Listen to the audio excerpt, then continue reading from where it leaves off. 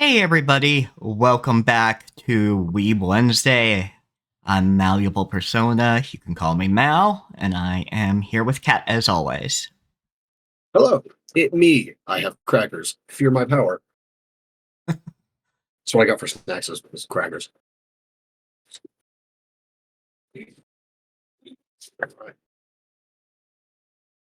Damn, I was hoping it would at you properly, because I did the automatic...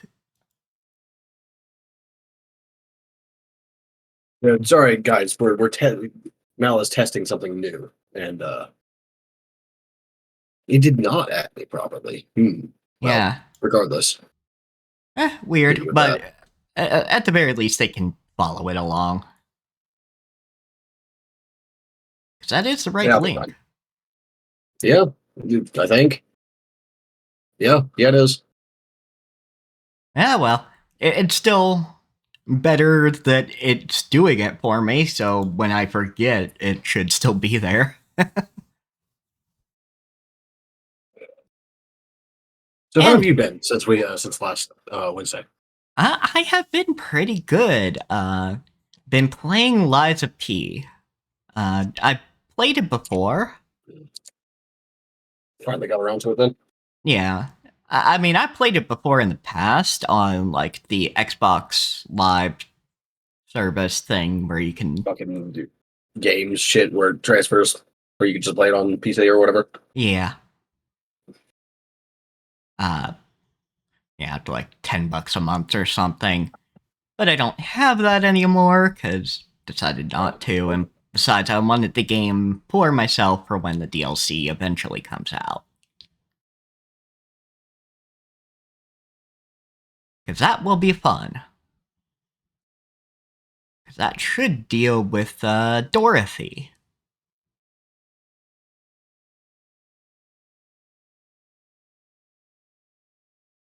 Sorry, just like I stuffed some crackers in my mouth at the as soon as you started talking, but I overestimated my ability to chew three crackers at once. So Fair enough. Let's see. So some... all right, there we go. I'm good. Yeah, some animated related news is Aardman, the studio that does Wallace and Gromit and Chicken Run, are going to be doing a Pokemon animation.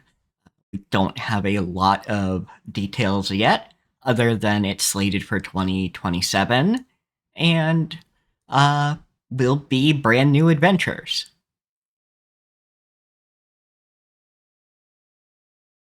But To be that's still... honest, I don't think I'm like particularly interested. Like, first off, I don't really care about Pokemon very much, but like, also, it's multiple years away. I'm gonna forget that shit. That's Like, fair. it's not even like a year and a half away or anything. Like, that's like 3 years and change. Yeah, that's absolutely fair. Um, Like, even if I was excited for it, like I would not remember in 2027. no, that's That's absolutely not fair. happening. But I do like the thought of it because it is going to be very cute. Because that is very good stop motion studio. It's true, it is. Otherwise, don't think I've been up to that much other than Liza P and uh, some of my hiragana studies. Oh, I'll also be trying to play at some point Little Goody Two Shoes. What are you looking at, cat? I know I've got the window open, but what are you staring at? What about Like you? I think he's watching the steam come out of the kettle because he doesn't normally see it in sunlight. I guess. Yeah, that's what he's doing. Because I see him like try looking back and forth at the plumes. Okay. Anyway, honestly, so I was bitching about this a couple of weeks ago too. I don't think I bitched about it on stream. I think I bitched about it like after stream or something, but like definitely in DMs to you. It's like weirdly fucking hard to find like vampire video essays, Yeah, it is. and Yeah. And so some people are going to be like, "Oh, why do you need a video essay for that sort of thing?" Because okay, look, sometimes I want other people to do my research for me. Okay, I don't want to be the one like inventing the wheel every fucking time. Yeah, exactly. You want digestible And with information on the vampires. with vampires, there's so fucking much, Yeah, right? basically, you could invent anything and probably get pretty close to some cultures' view of vampires. Yeah, like just you literally just invent a vampire, and I will like just tell me about it, and I will tell you which culture has the closest one. Yup. You want a witch that uh, is just a floating head? We've got you. Yeah. You want something that's like basically like the underworld vampires from that series. I got you. That's actually Northern European vampires, just straight up. They're like they even still have heartbeats. Yep, yep. So, you know.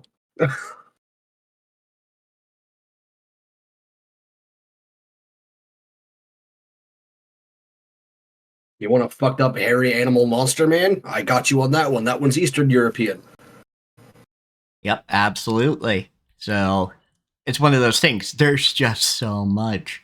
And granted, Called the Volkodlak, actually. we shoehorned Not the phone Cadillac. Are you fucking? I know it's like fucking Slovakian or something like that, captioner. But come on, not phone Cadillac. Are you kidding me? we I don't do remember exactly what it is, but the Volkodlak is the name. we do have the tendency to shoehorn the title of something Western onto other cultures. But it sometimes it just works. Sometimes you just have an undead bloodsucker in another culture. Yeah. Volkodlaks are it's Serbian. Okay, there we go. Volkodlaks are Serbian vampires and werewolves at the same time. They're both. Which is normal for vampires and werewolves, actually, for anyone wondering. They are often, like very often, just both.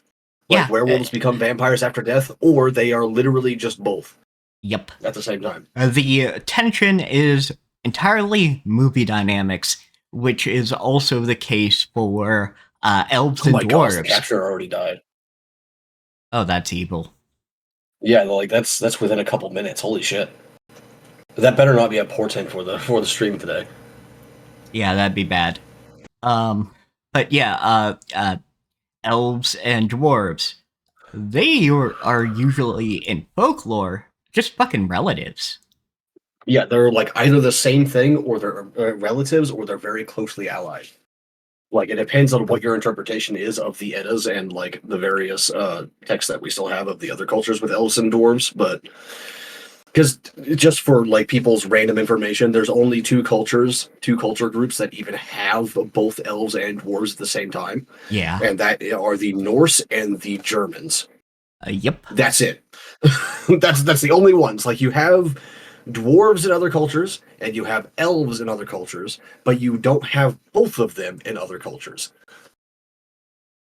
Yep. It was very much a invention of fantasy stuff. I don't know because he's definitely responsible for a lot of it, but I don't know if Tolkien got it from somewhere or if he invented that. He probably invented it because like that's like what we do as writers, right? Yeah. Like we invent the political strife. Yeah, absolutely. Which, makes sense for what he was wanting to do and, having cultures at odds. Fair enough. And with But how he set up the cultures as like in that earlier era where they did have that political strife, it was obviously going to happen just for how he set those cultures up. yeah, absolutely. So, the whole, dwarves just hate elves because meh, it's just aping Tolkien. But you don't have to do that. Your elves and dwarves are going to have very different cultures based on what story you're trying to tell. But yeah, like the holy trinity of vampires, werewolves, and witches in folklore are very often like literally just the same thing no matter where you go. They're all just like the same motherfuckers. Yeah, or the Like witch if you caused the other two. Yeah, or a witch becomes a vampire after death, or a witch learns how to be a werewolf by learning a specific ritual or whatever. Yeah. Like, My specific favorite one with the werewolves is uh, if you chuck clothes at them and you're somebody they love dearly and call their name, they'll turn back. I don't remember which culture that one's from, but yeah, that is one of them. Because because the post about it was like, yeah, you're imagining romantic love, but imagine somebody's mom, like, fucking Derek, All right, get put some it. clothes on. Put some clothes on. Stop causing a ruckus. I hit you with La Chancla.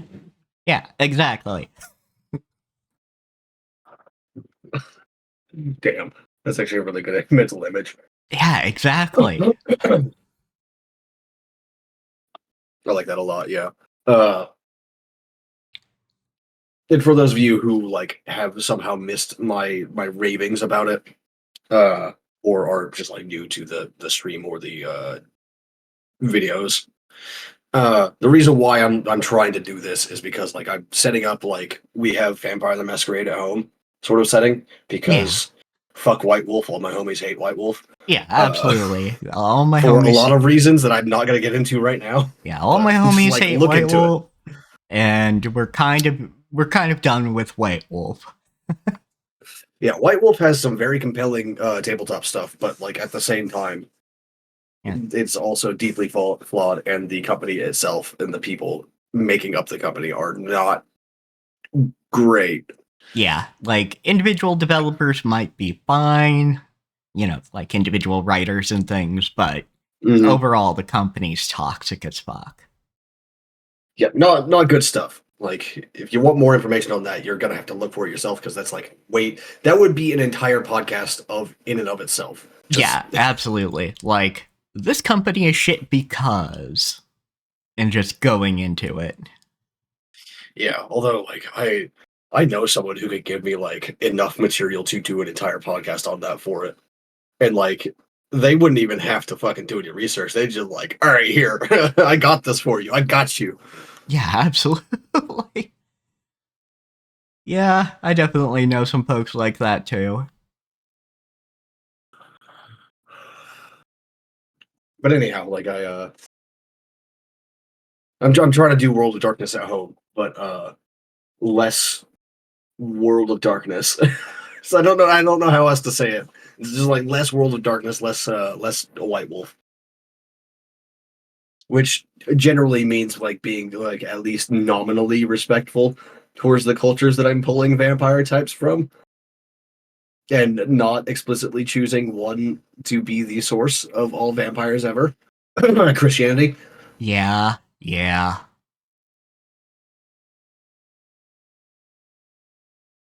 Also, I do have a thing to show you of a historically bad bit Oh, of animation. oh gods, what is this?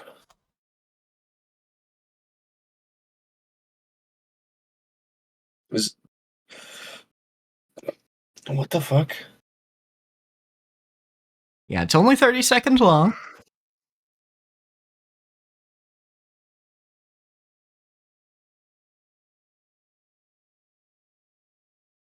Yeah, that's supposed to be cabbage. I don't believe you. That's a cannonball. Right? But apparently, this was very badly done and caused a lot of like animation revolutions to occur, so nobody repeated that mistake. I should hope so. That was awful. Yeah, so cabbages, like somebody in the comments even says, uh, because of that, like in anime, you'll see some highly detailed cabbage because people are explicitly trying to avoid the mistake. So the cabbage might be the most detailed thing in that shot. I think like food in general tends to be pretty fucking detailed these days. That's true enough, but apparently, Because like fucking Studio Ghibli did it, and now everyone's like, "Hey, that looks really fucking good." So now yeah, everyone does it. Yep. In fact, there seems to be a video essay on it by a Glass Reflection. Cabbages an anime after a particularly bad animated one made the news. It's kind of incredible. Yeah, so uh, don't know the person's videos, but hey, something to expand on that with. Oh,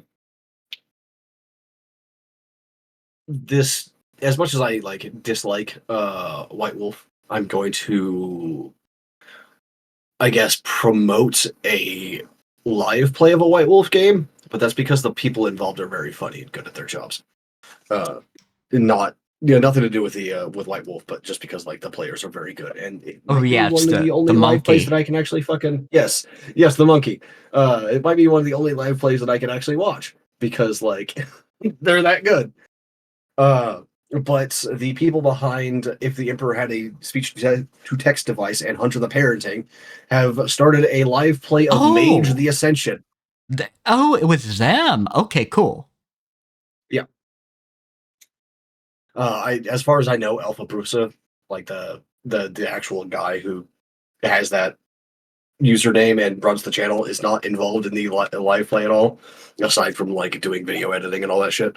But rather, it's a bunch of the voice actors that they use for the various Which, animations they do, fucking playing together. fair. Alpha Busa does a lot of work. Or yeah, Alpha. What the fuck is this guy's name? I never remember. I know it's spelled with an F. Brother Alpha Busa. There we go. Okay, so I was right. All right, cool. Anyway, but like it's very funny. It's very good, and I don't personally like Mage the Ascension or Mage the Awakening very much. Um, I think the mages involved are too fantasy for an urban fantasy. Like they're too superheroes type fucking like high fantasy shit for it. And Yeah, like this that's is just like one fair. of the many problems I have with with World of Darkness is that it's too high fantasy for it, right? Yeah, like sometimes the tone is weird. They don't have a tonal consistency between the works. And this is this is a big, this is largely influenced by Anne Rice and her vampires, which Yeah. everyone really likes, Interview with a Vampire and all that stuff, but like you never almost never hear any of the other books or any of the other movies or adaptations in the series for a reason. The Yeah. vampires are not great. Like they're more Yeah. like superheroes than they are like vampires, right? Yeah. Which it's difficult to like actually make vampires, like give vampires magic and keep them from being superheroes. So like I don't think this is like a big failure on Anne Rice's part. They may have even been on purpose. I don't know. I'm Yeah, I pretty sure feel she's like dead. it's I can't exactly ask her. yeah, I feel like that was like at least partially on purpose. Yeah, it's like the only way to like really, when you're giving your vampires magic, you gotta give them a whole lot of restrictions. Otherwise, they just become superheroes, right? Yep. Like even if you say, oh, they explode spontaneously when they go into the sun, that'll instantly kill them and all that stuff. They're still superheroes. They just do it at night or whatever. Yep. Also, yeah, she passed away in 2021. Okay, I thought so. Yeah. Actually, fuck. Interestingly enough, today in 2021. Oh well, Anne Rice's death anniversary, I guess. Shit. Yeah, I'm looking here and I'm like, oh, that says December 11th. Yeah, that's 3 years ago today. Goddamn. What's not intentional, folks. Yeah, like her characters are still like very good. Don't get me wrong. It's just like that's not. It That's doesn't not how feel you right do. for. Yeah, That's it not doesn't how. feel right for like a secret world type vampire. You know. Yeah, that's just not what you want to do. So that's understandable. Yep.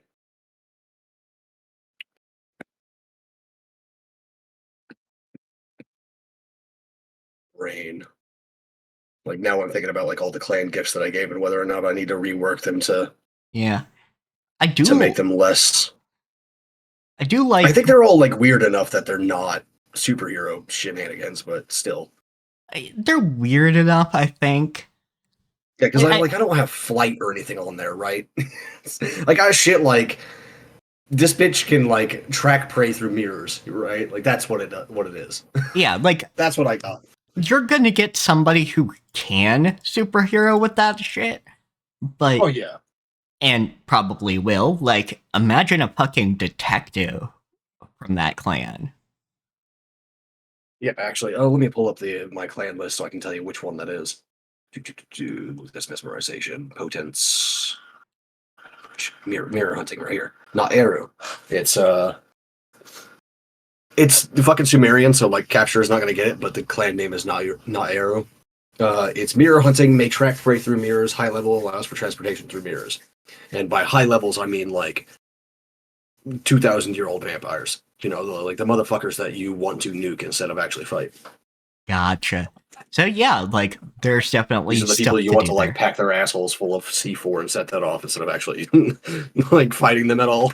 You know, it's the person you talk to when you have to get somewhere very fast and very discreetly.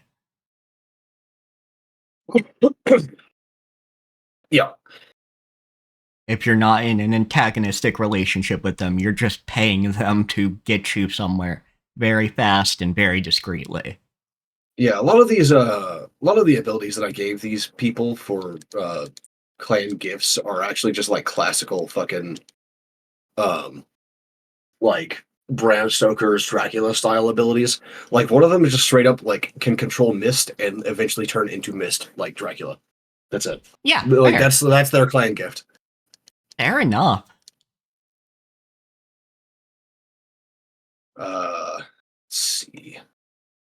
Then there's like animal control and shit like that, which is also a classic Yeah, fucking Bram always Stoker. classic. I think you could get away with levitation without making it too superhero-y. So that's technically what Anne Rice's vampires have.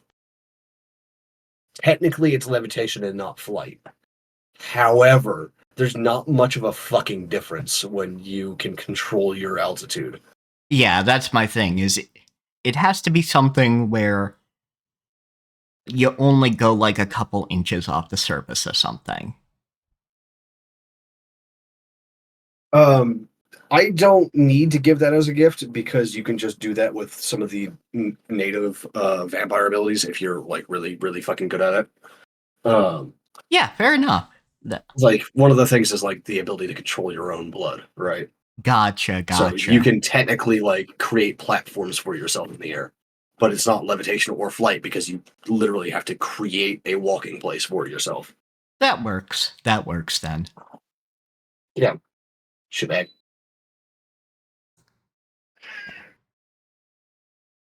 What I really wanted was to make the clan gifts and the basic abilities of vampires varied enough that you could do probably most kinds of vampires in folklore Yeah. if you really wanted to. Like you'd have to like have some doing with it and maybe wait until like your character is much stronger, but you could do it, sort of thing. Yeah. So if you wanna play a vampire from your home culture, you could. That was the idea. Yep, that's very good, and very good just kind of keeping it from being the kind of racist caricatures that can happen in White Wolf. Yeah, like one of the other things was that like you can learn any gift, which is technically true in World of Darkness as well. It just takes a lot if it's not your clan gifts or your clan disciplines rather in World of Darkness. Um, but in this, it's much simpler. Yeah, You can like, just like go grab it dear from like a gods, vampire the that you know. book Kindred of the East is so bad. So bad. Yeah, like the Kuei Jin in general are just like, Oh yeah, the Kuei what Jin are you are. doing? Yeah, exactly. What And are you like, doing? You couldn't even like give them like Jiangxi or something like that instead. You had to yeah, go with Kuei Jin. What the fuck is a Kuei Jin? yeah, which, to the writer's credit, they knew it was bad. They do acknowledge it was a bad idea, and fans of other White Wolf properties are like, yeah, no, this we acknowledge this is just a bad idea. Yeah, the way I like it how the parenting handles it is like they literally just go, yeah, it's just like some like weird Orientalist bullshit. Like it's someone who is obsessed with the East and thinking that it's better, saying yes, the vampires over there are different and cool. It's like, no, they're not. They're just vampires. Yeah, yeah, like just some crackpot in the hunter society. Yeah, in fact, like there's a major character who thinks that the Kuei-jin are real, and then like one of the main cast is just like, no, they're not. Like we've been to Japan, they just have normal vampires over there. They're not Kuei-jin, and she's just like, oh, why are you Yeah, ruining my life's work? Because like you're being a fucking weirdo, dude. That's why. yeah, she's a fucking weeb. I love her because she's Yeah, just she's a weird. little fucking gremlin. In fact, her name is probably just Gremlin. Like her actual name is like Gremlin or something like that. It's just like, oh yeah, she's just that's just Gremlin. Okay. Yeah, yeah.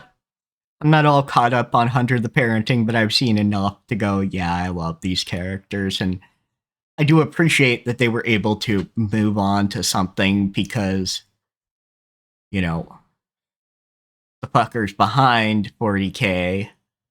I still I still don't know what kind of leg 40K like Games Workshop would have had to stand on in like telling them to stop doing that. It's a fucking parody that's covered under fair use easily. Because you can take anybody to court even if you'd lose normally, Yeah, and then just drain the person of money until they have to give up. it's just I just feel like if you try that, your fucking like your public image is going to tank so fucking hard. Do they have a good public image? No, but like that's even more reason to not make it even worse, right? Yeah, but tell that to money people who are like, no, no other work should exist other than the ones we approve of. Like just some Honestly, rich ridiculous. executive or whatever. Yeah, it's total bullshit. I Like I think my departure from the 40K fandom in general like coincided with Emperor speech to text device going down as well. Like it like at the same time. Like as soon as I saw that, I was just like, all right, yeah, there's like nothing left in this community for me at this point. Like if Games Workshop is going to shut down all the fun cool shit, like I'm done. yeah, There's no need absolutely, for me to deal absolutely. with the Nazis too. Yeah, If like there's not even going to be anything fun and worth it. yeah, like it's also telling that the guy who uh was known for putting his painting his minis like Nazis didn't get flagged for that, but he got flagged for using off-brand soldiers, off-brand minis. Which is also stupid, by the way. Let people use off-brand minis. They like your game. Fuck you. Yeah, seriously, it's such bullshit. If I ever make a war game, I'm going to put in the rule book because I don't care if you use fucking pennies and bottle caps for your minis. It just like As label long them as properly everybody so can people agree, can are clear. yeah, as long as everybody can agree what that object is, use it. I also feel It's this like way I'm not about gonna card charge you fucking games. like $40 a fucking mini, dude. Like just do your thing. Yeah, if you want the piece, absolutely buy it. But otherwise, just agree that come up with the budget system or whatever of how you do your army so people aren't doing things that are Yeah, severely like put a OP. fucking like little post-it note with like a label on it saying like, yeah, this one's a space marine. I don't give a shit, dude. Yeah, Go for it. exactly. Yeah, just make sure everybody's aware, make sure it's something that can't be taken off or something that, you know, there's no ambiguity, basically. And then just fucking go for it. Granted, the same is true of like normal tabletop RPGs as well. Like, I don't give a shit if you use like proper minis for it or not. Like, Oh Come yeah, on. absolutely. The fuck If you not. want a tactical map and your fucking minis on it, like just use whatever the fuck you need to. Yeah, a lot of tables have used candy. You kill the thing, you eat the thing. I like that a lot, actually. Yeah, like that's honestly very good. Like the only like problem I could see arising from that is literally just like a party balance thing. Because some people might not get as much candy because they're more like support characters, right? Like, Yeah, is a that's bard really gonna get a lot of candy? Because yeah, like the that's bard's gonna fair. be in the back fucking singing their bardic songs all the time. Yeah, And maybe like you do. fucking casting healing spells and like crowd control and shit. I don't know. Yeah, maybe you do a rotation thing or something. I don't know, and just do it party wide. Like the party gets the candy. Yeah, like a round robin style loot. Okay, yeah. Right on. That's a decent idea. At the very least, it covers like some problems. Yeah, exactly. Because your support characters matter the fuck a lot. Yeah. And people not understanding that is like how you get like parties that just like don't function even though they like on paper do. Yeah, like even It's if like you need a nobody, little bit of an edge. That's what you need. yeah, like even if nobody wants to play a healer, get a healer retainer. Or like get feats to allow you to throw potions easily or something like that. Something, So yeah, you know. something depending on the system you're Of course, playing that in. also depends on like what your fucking DM or story guide or whatever the fuck they call it in your particular system. Uh, that depends on them and how they set up their encounters. Like, but I think that no matter how you run D&D, you probably need a way to heal mid combat. Yeah, yeah, absolutely. Like if you're Like dealing just with, because that's how the mechanics work. Like the mechanics themselves assume it, and I'm not going to build like an entire fucking hacked system of D&D just so you can play a party without a healer in it. yeah, absolutely not. Granted, I'm not going to be running D&D at all ever. Oh yeah, of course. I'm Well, just like thinking about like that one time I ran a D&D campaign like 8 years ago, and yeah, this was an issue. It's like, look, like like I could try, but most of these creatures have abilities that will force you to use some kind of healing ability. All right. yeah, like maybe the older editions, but now we've got fucking Get out Hasbro of the bag. fuckers, CEOs and shit talking about leveraging using AI for materials. Gross. Yeah, so I'm just Yeah, like I won't be playing like a modern D&D thing no matter what they do with the system, and I'm not going to be playing older ones because I don't fucking like class-based systems. that's I never fair. have. Like I've always like trended towards having like a hybrid class, right? Like paladins, fucking arcane tricksters, rangers, dustblades, psychic warriors, that kind of thing, where I have like more options to like focus my character in any which direction that I want, because that's better. Yeah, I It's mean, better than being pigeonholed and having to take fucking multi-classing penalties for like trying to like build your character the way you want. yeah, that's true. Despite being a not safe for work thing, I actually quite like how Vice and Violence does it, where it's just additional benefits on top of whatever else you're already doing when you get a class. Yeah, Like, fair enough. uh, say you want to be a blood mage anyway. Being a vampire, you actually get passives for however many blood spells you learn. That's pretty neat, actually. I like that a lot. Yeah, I like think that forces vampires to be mages, or at least encourages them to be mages. But that's cool. I do like that. yeah, and like that's just the flavor of vampires here anyway. Is they're they anyway, so they're kind of connected to magic. Like the old vampires are literally fae brought around from old world magic.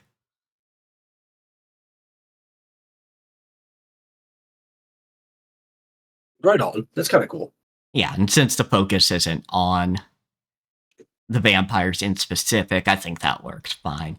Because a single origin is kind of fine as long as it's not the focus where, you know, Vampire the Masquerade, it's literally the focus. Yeah, like it's in the name of what they call themselves, right? They're Cainites. They're children of Cain, Yeah. and like that's a fucking like just like chooses the Abrahamic series of religions as like the basis for the entire setting, and it's like that shit out of here. Yeah, so like for Like that can be instance, interesting, but only if you're like doing that on purpose, right? You're like trying to examine that idea specifically. yeah.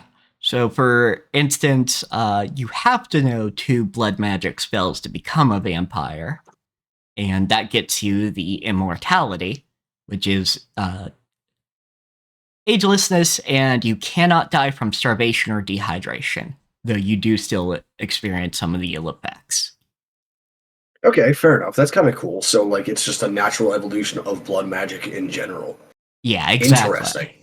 That's a much different system, like than I was imagining. Yep. Like to be a vampire in the first place, you have to be a mage. Okay, of Yeah, some kind, like yeah, whether that's like a exactly. paladin or spell sword or actual archmage, whatever the fuck. Yep, exactly. And then you learn a couple blood spells, you get in contact with a vampire. I do like my vampires to have like weird origins, right? Right, yeah, like that, right? I don't like them to be religious in nature, like a curse from a god or something like that. Yeah, or if it is that, then have a lot of different origins.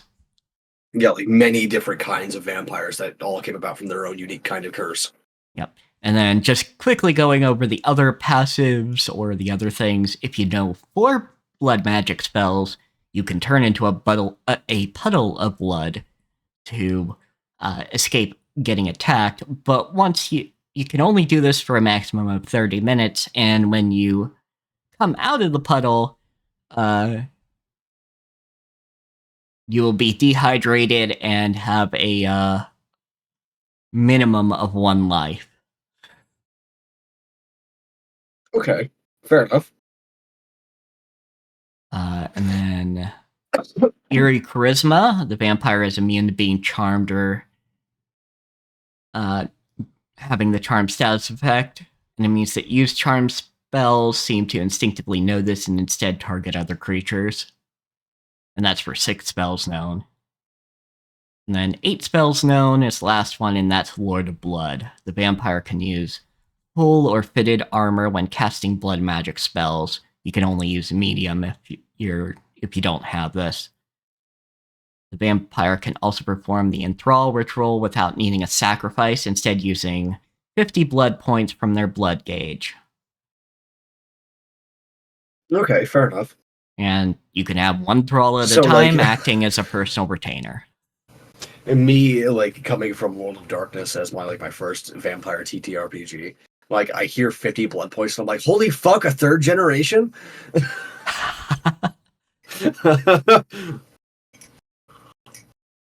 Yeah, let's see here. Because I don't remember exactly which generation it is, but one of them has a 40 blood pool, and it's a very low one. It's like 3 or 4 or 5 maybe.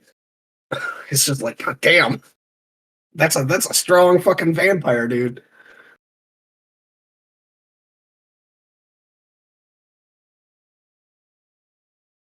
Yeah, let's see here. So you start with 20 blood points, and every level up,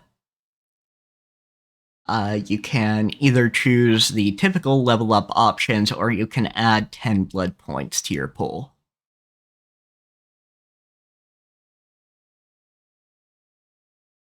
Okay, so that's pretty good, or at least from a oh shit, from like a World of Darkness perspective, like because adding 10 maximum to your blood pool is huge.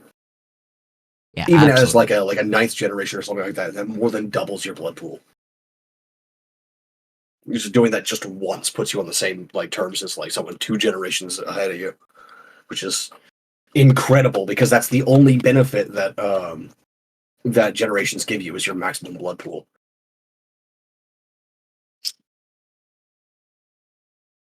Yep. And yeah, how much blood points you put into a spell determines how strong it is. So you don't even have to roll for it, but that does mean you're going to have to drink up afterwards. Yeah, that's fair.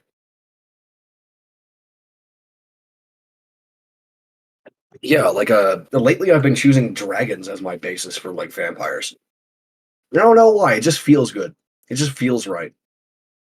Yeah, dragons make sense. They've got that sort of old magic flair to them.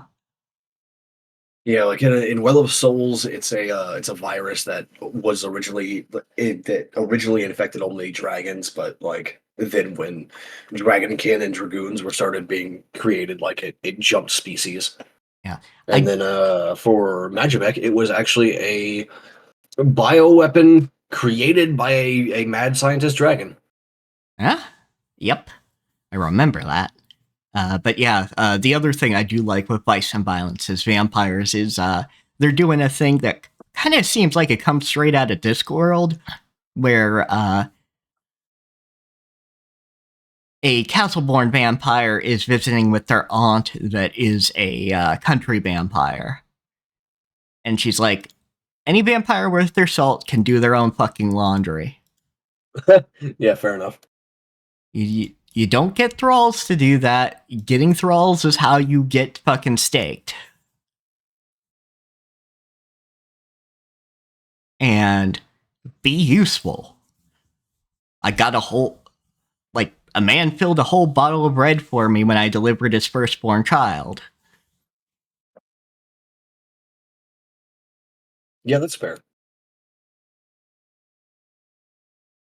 See, like I generally go the opposite direction with vampires, or at Yeah, least how vampire society is generally set up. Like, what is a good idea for vampires? And it's to not do anything yourself ever, that is because that also runs the fair. risk of getting caught.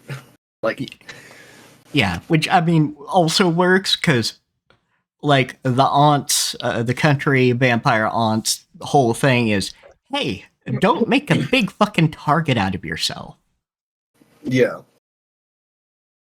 like you definitely don't want to be like going to a fucking like a board like a public board meeting or something like that, and then like fucking someone catches you on camera and realizes that you have no shadow or whatever if you're part of a clan that doesn't have a shadow or some shit, Yeah, like or whatever the rules are for your particular vampires. You don't want that to happen. You don't want there to be like real proof of it. So don't do anything yourself. yeah, Send intermediaries always. yes, send intermediaries always.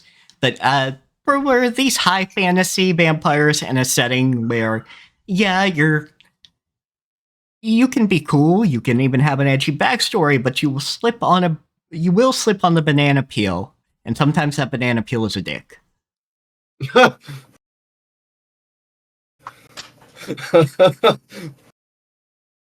It's kind of funny. It's a great description. Thank you. You are very welcome. All right. So, anything else you wanted to add before we get to the actual animu? Um, I have been slowly watching a vampire anime that I think you turned me on to it. It's Yes. called Delico's Nursery. Yes. Delico's I'm Nursery. like 3 episodes in. I'm not very far in. I've just been like catching an episode whenever I think about it. Yep. But it's good so far. I just don't know. I don't know what the fuck vampires actually are. Like, I don't know what their abilities are at all. And like, I know I'm very early into the series so far, but like, damn, can you like tell me like literally anything about the vampires? Shit. Yeah. Yeah. Fair enough. I haven't What actually like started watching it yet, so I get you. I think that it's done in a good way though. I don't know anything about the vampires, like what actually makes a vampire for the most part. But it's done in such a way that it's the entire story is framed as though you are just like a fly on the wall, essentially. Like you don't have any background, and the characters aren't going to just randomly spout off the background, right?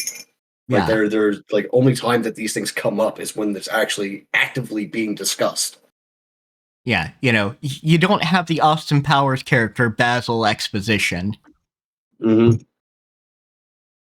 There's no one doing as you already know things. It's just like, yeah, this person was thralled. It's like, how the fuck did that happen? Someone of this standing is like, well, she just got bit in the middle of a fucking raid.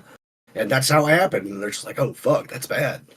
Yeah, that's real bad. And And also, from that, you figure out that the way that vampires thrall people is by fucking biting them. yeah. And it's like, hey, all right, if and we find out, yeah, they can have kids. Mm-hmm. Because, I mean, of course, it's in the fucking name and the starting premise, which is, hey, yeah, sure, I'll help you find this fucking serial killer, but you've got to look after your kids the same way I've got to look after my kid. Yeah, as far as I know, I haven't actually seen a human yet. I don't even know if they actually exist or not. I have no idea. Yeah, that is a good question mark right there. Like, I would assume they do, and I think they do, but I haven't actually fucking seen one, or what's going on here. All I know is that, like, society is largely made of vampires, and they have figured out how to get their blood from sources that are not people. Like, through various kinds of, like, farming techniques and, like, various, like, special plants. Like, bloodberries and shit like that. Apparently. I don't know. I just know that they cook and like they mentioned one by name and it was like a blood cherry or some shit. And it's like, okay, I guess they are actually like eating blood the entire time. Yeah, it's just they found how to put it into their fucking plants. Which is kind of cool. I like that idea. I Yeah, should watch more of that so I can have some ideas for what fucking clan is it?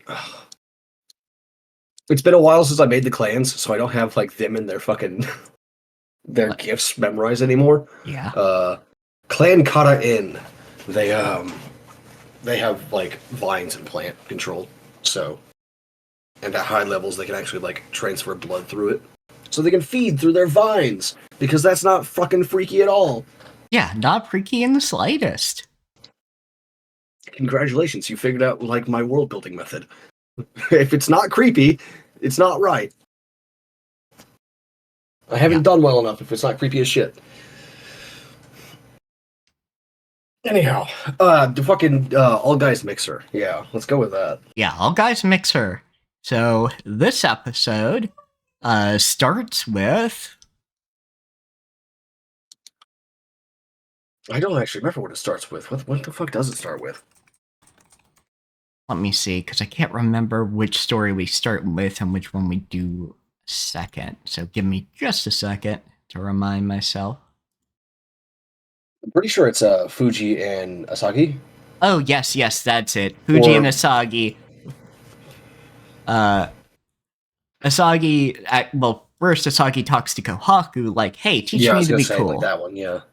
So Kohaku writes down all of her, like, cool CEO lines, and Asagi's using them to try and be cool with Fuji. Fuji is completely unbothered by this. Yeah, and then Fuji fucking shows off and, like, puts Asagi's leg on her shoulder. And the poor person at the karaoke place is just delivering her food. It's like, what the fuck did I just walk in on? He's like, don't worry, random person. It's not weird. I know it looks weird, but it's not actually weird. Despite the fact that she's taking pictures of his feet. But, I mean, also, you do need references of some kind to get good at drawing things, but also... Yeah, and, like... So, like, this it's really weird for artists, and I'm sure you've noticed this yourself when you're doing your figure studies. But, like, trying to find specific references of specific things, even in the modern day, is really goddamn hard. Oh, yeah. Like, finding a picture of a foot in a specific position is almost impossible. Yeah. It sucks. Like, it took me 6 fucking months to find a good reference of someone laying down from the angle, the photo taken from the position that I wanted, the angle that I wanted.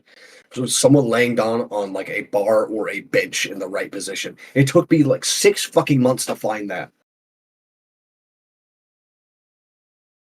Like you would think that I'd be able to find that sort of thing very easily because like people lay down on benches or couches or bars all the fucking time. It's classic.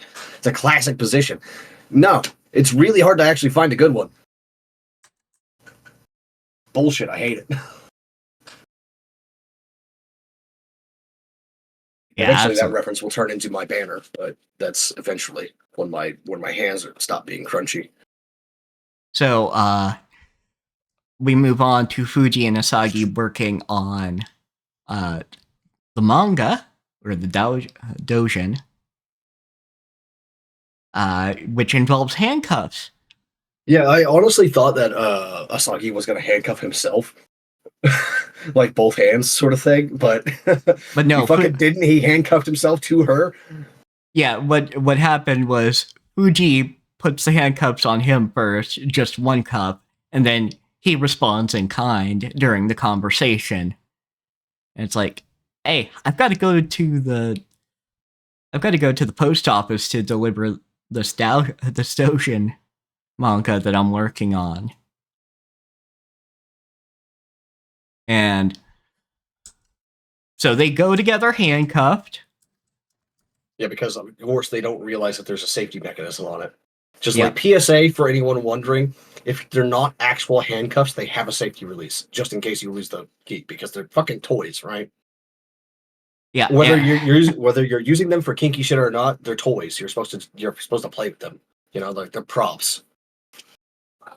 So like obviously they don't want people to be trapped in these damn things, so they have a safety release on them. Yeah. And Most like a lot of them have it so like you need like a pin or something like that to press it into a little slot, but some of them also have like just a switch. So yeah, just a button that you're not going to hit by accident while you're having fun.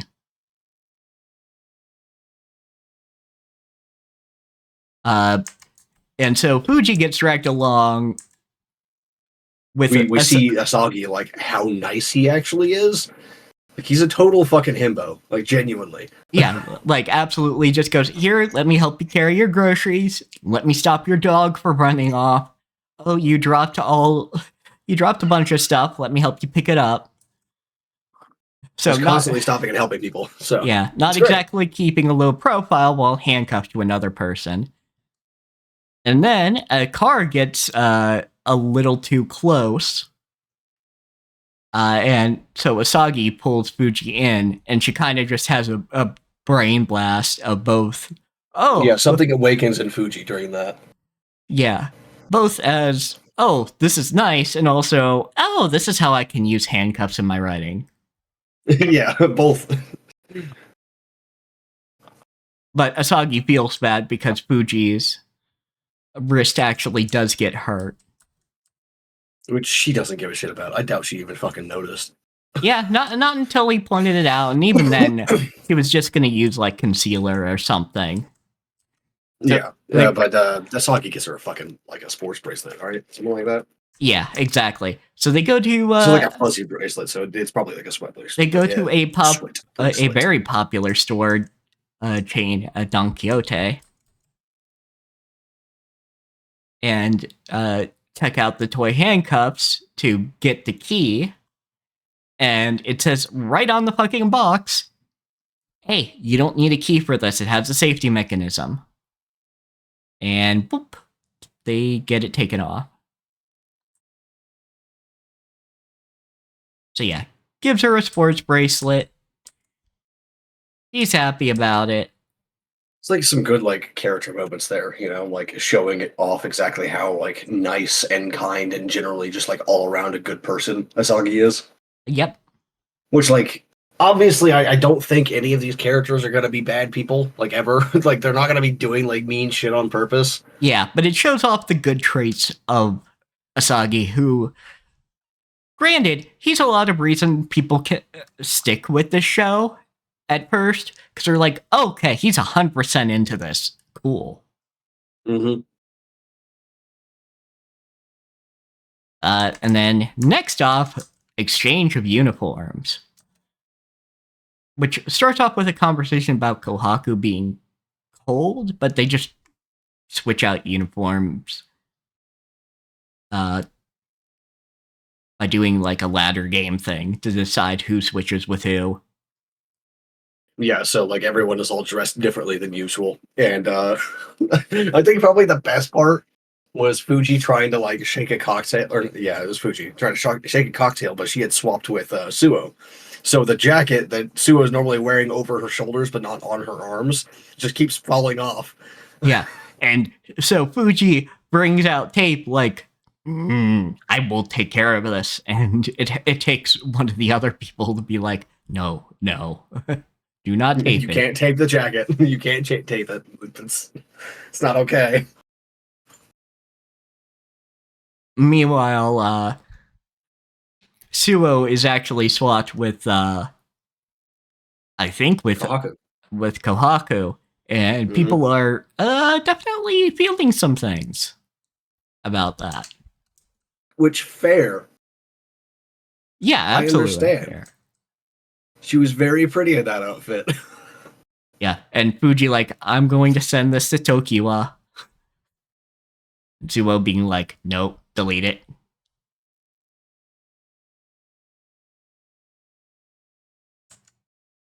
I don't know. Like I definitely would have allowed that picture to go through if it was me.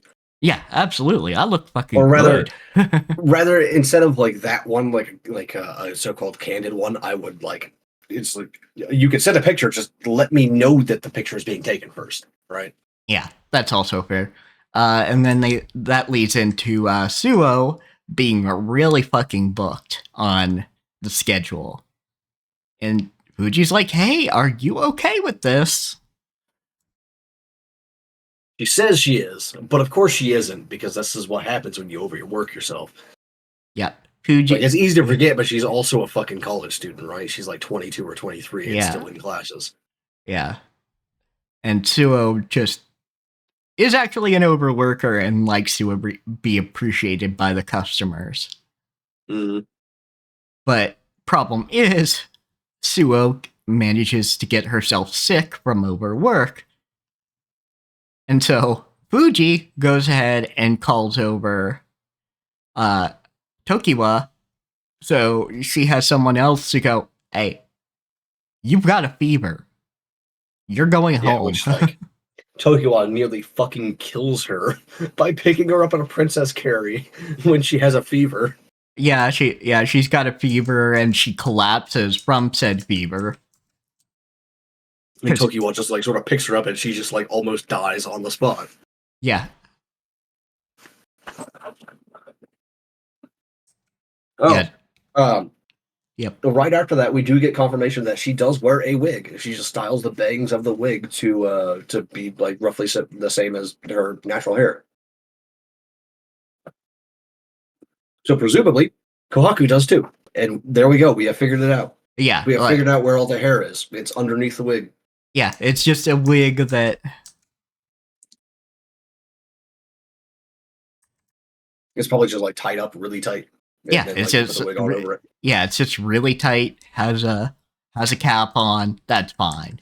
Like you can absolutely manage that and look like you've got short hair. Just props to you for walking around with a fucking wig while also having that much hair under there. Yeah, all that hair fucking tied up and like fucking just. That would get so fucking hot so quickly. Yeah, absolutely. But at least that makes sense to my brain. So we can just assume Kohaku does the same thing. I can't imagine that she has like. Post credits indicates next episode will be a beach episode. Yay! I wonder how that's gonna work. Looks like they're having some sort of event at a stall there, basically. So they're giving out drinks and foods there as part of the an extension of the Rose Place. No, fair enough. Because like usually, the after the credits, like the post scene or whatever the fuck, isn't much. So I didn't really watch it this time. Yeah. Yep, it's a beach house. There's a large line. They're in actual beach clothes. Let's meant see. for men, obviously. Open this up. Just go ahead and mute that because I don't need that. So we can scroll all the way past the credits. Let's see.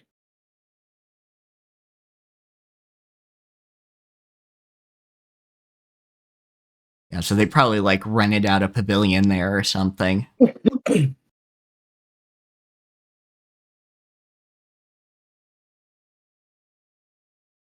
And of course, the line is okay. They are still dressed like men. Okay, that's what I was wondering. Yes, they are still dressed like men. They're in men's beach clothes. Like a kind of not exactly a Hawaiian shirt, but kind of. It's just like a palm leaf shirt, really. It's just like a summer shirt. Yeah, That's all it is. yeah, summer shirt. I just couldn't think of the word, but that kind of fit. Yeah, it's just like a solid color shirt with palm leaf patterns all over it. So. Yep. But yeah, just that kind of summer button up, basically, is what I was going for. I just didn't have the words in my brain. Yeah, which is classic. Those genuinely classic beachwear. Like you wear like a tank top or something like that underneath it, and then Yeah. you just have like this really thin material, light color shirt over top it to keep the sun off your skin specifically, so you don't get too badly sunburned. Yep. So they're just having a good beach day. That's gonna be fun. Yeah, it looks like they start a campfire at night. And that's where the little. Oh yes, a beach fire.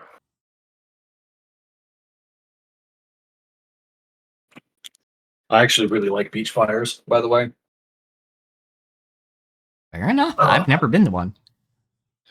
I really like swimming and beaches and all that shit. I just couldn't go during the day, even when I was healthy, because my skin is very sensitive to the sun. Like I start turning red within a couple minutes of being out in the sunlight. Sort of sensitive. Gotcha. Like I don't break out in hives or anything, but I burn so fucking quickly. So like I always went at like night, so I got a lot of beach fires with me and my friends. That Hi, makes buddy. sense. Yes, you're very handsome. He's grabbed my hand and pulled it under his chin so he could like groom my palm. All right. Let's Thank you, see. my son. Let's Thank see you. here. Yes.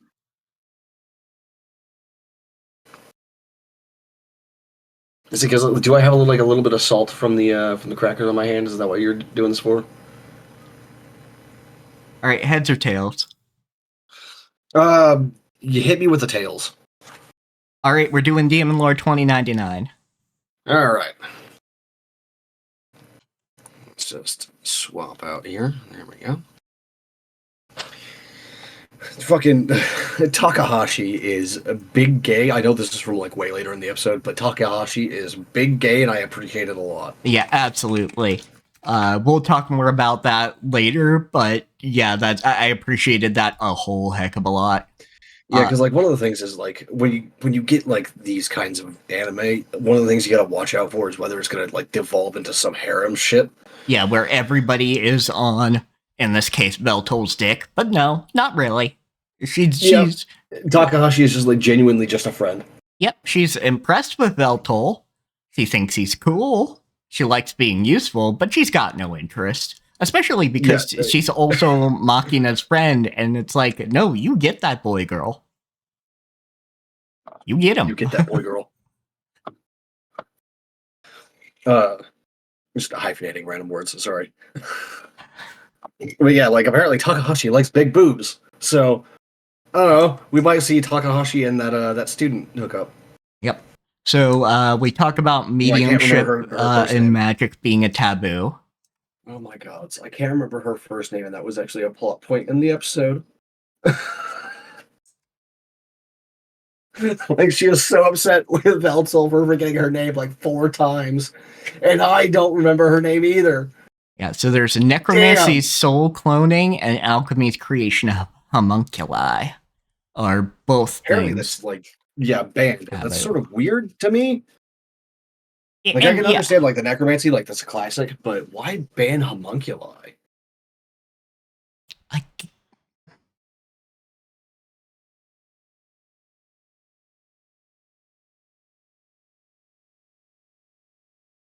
yeah. Also, mediumship also involves observing the soul, which I have a feeling is going to be a plot point Yeah, with I'd our imagine blonde so. student.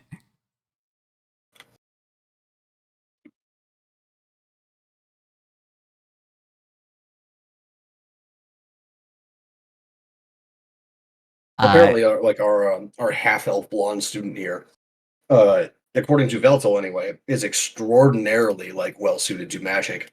So I'm assuming that either she's been poisoned or something, which can happen. In these kinds of stories, she's got some psychological block on her, or she just hasn't found the sphere of magic that she really vibes with yet. yeah. And so Beltold talks about the railroad incident, which is a court sorcerer went berserk during an experiment when the soul of a summoned hero took over his body. Which is interesting because now we have like confirmation that there was actually like dimensional crossover, right? Yeah. Like before the fucking because Veltal actually remembers this and didn't just like learn it in a book or something like that. So this happened before the Fantasion they call it. Yeah. So like we know that like this world had like actual dimensional crossover before the worlds merged, which is interesting. Yeah, or at least like the summoning of a dead soul. Yeah, it could be that too. Yeah, which is We have to get what like the I'm specifics on it. take. Yeah, that's kind of where I took it because when the soul of a summoned hero took over his body, because Railrod was a court sorcerer in like the year 772, and Yeah, but he also used some like modern Japanese like language there that like none of the other students understood. So that might have actually been an isekai situation. I don't know. yeah, and then Like one of the that's going other to be something that's going to need us some yeah. elaboration. Yeah, and said he botched the experiment when he saw his wife being stolen. And one of the other students is like, NTR.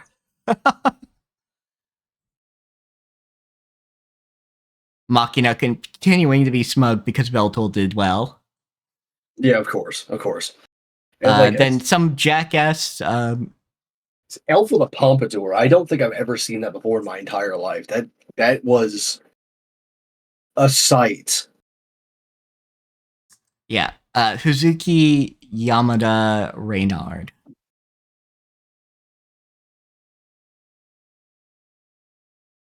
Uh, anyway, pompous jackass is just bothering our blonde student Hazuki. And Yeah, Beltol Yusuke, steps there we in. go.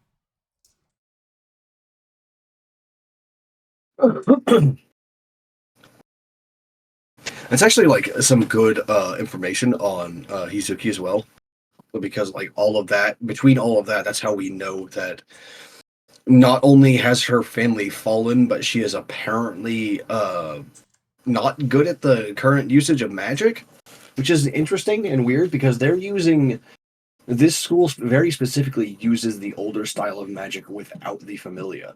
Yeah, absolutely. And he's being a dick because she's a half elf. Which is Yeah, fucked up. yeah, just the product of a vulgar elf and a peasant from Electric Town.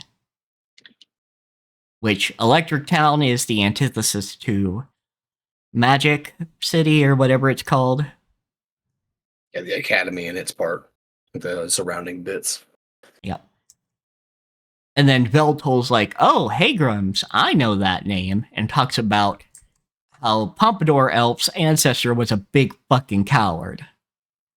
Yeah, which he later like retracts the statement, not because like the previous dude was not a coward, but rather because the modern guy is actually kind of good at what he does.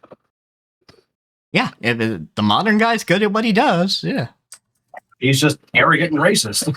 Yeah, which, I mean, that's the thing is, there are people who are good at what they do and are not arrogant and racist. Please do not be arrogant and racist. Yeah, so Veltol... Especially around Veltol, because apparently he'll kick your ass. Yeah, so Veltol agrees to the duel. Or, they both have a duel. And they're worried about, Veltol getting his ass kicked, but everybody who knows him, with Takahashi and Makina are like, no. Yeah, he's just like, what the fuck? He's gonna get destroyed. What the hell? Like, why are you doing this? He's just like, don't worry about it, girl. Yeah, and he just straight up grasps the magic arrow that's sent towards him. Like, Yeah, like if it was an archmage or something like that, like someone who's genuinely in the same, like, and like at a proper level and has been in real combat, I'd be like, okay, Veltol might actually take a couple of hits here. He's not like impossible to defeat or anything like that. But like the dude that he's fighting is literally just like a 17-year-old kid. Yeah, so and he's like, no, nothing's gonna happen. Yeah, you might even be an interesting opponent after another 200 years of training. Yeah, which sounds like, when you reach your midlife as an elf, you'll actually be pretty good. Like, genuinely very good on my level, so, like, do that. Yeah, and so he shows off his, like, massive amounts of mana, and, like, this kid's life probably flashes before his eyes before he condenses it into one point, pink, and... Yeah, like, doesn't even cast a spell, just, like, slaps him around with pure energy. Yeah, and just sends him against the wall.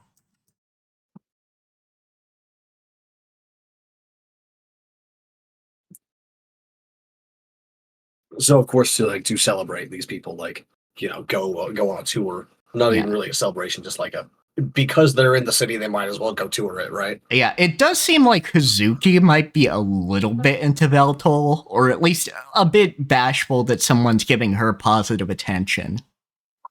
I think, like, rather than that, I think she's more like not used to it, and secondly, purposefully pushing people away so they don't get caught up in her like family drama. Which I think Takahashi and Makina theorize the same thing, I think. But anyhow, they fucking go on a tour of the city, and of course Takahashi, this is how we find out she's big gay, is that she decides that they need to all go to a maid cafe. Which I appreciate that there's different tastes for folks. Like there's an orc lady there. Yeah, that is actually really good. I thought you were going to talk about like the idea of maid cafes in the first place, but like no, the maids in the maid cafe are all very different. Like there's big beefy orc ladies, there's the more petite humans, and so on and so forth. So like there's a whole bunch of like equal opportunity, right? You get what you want. You get your preference here. They're not gonna pigeonhole people, which is great.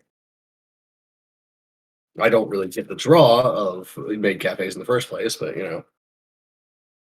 I guess if you're into that, this episode would be your heaven, or at least this place would be your heaven.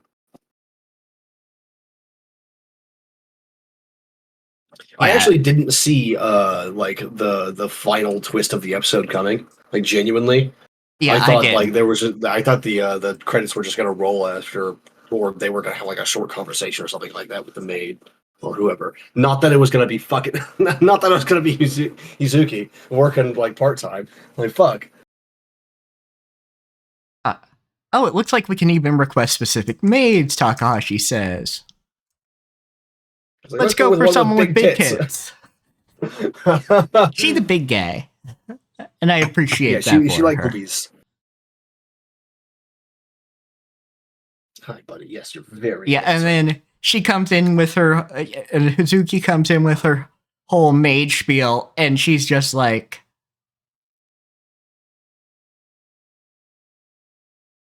very like, distraught. Dies as soon as like she just dies inside as soon as she sees who it is. Yup. What's that one fucking VTuber that did the shot like the oh fuck face? It's some Oh, blonde VTuber, yeah, but she basically does that fucking face, which is just great. I like it a lot. yeah.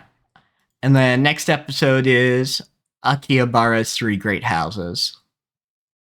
Which is great because I do want to learn more about that and like stop wasting time on Pompadour Elf. I mean, it's not Yes. exactly a waste of time. Like it does. It Yeah, does establish his position in the school and everything. I don't like him. yeah. But It's like no one does. Of course, no one does. That's the point. But yeah, that's the point. It was fairly short lived. yeah, I'm just more interested in the political landscape of the city rather than anything else. Yeah, which I mean, Which is admittedly, very we on get brand for me. yeah, which admittedly we get a little bit of that because we see how much people in Magic City look down at people from Electric Town.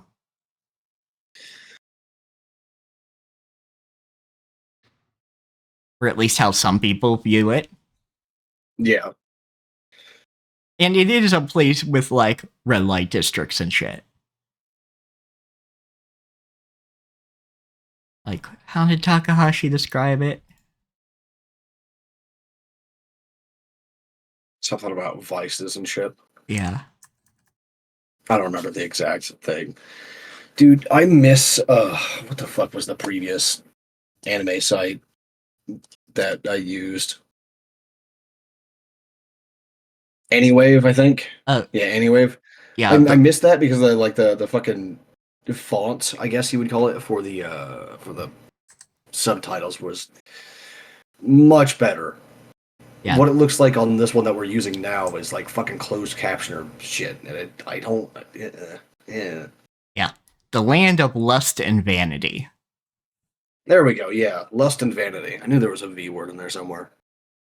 Not like that. Stop it.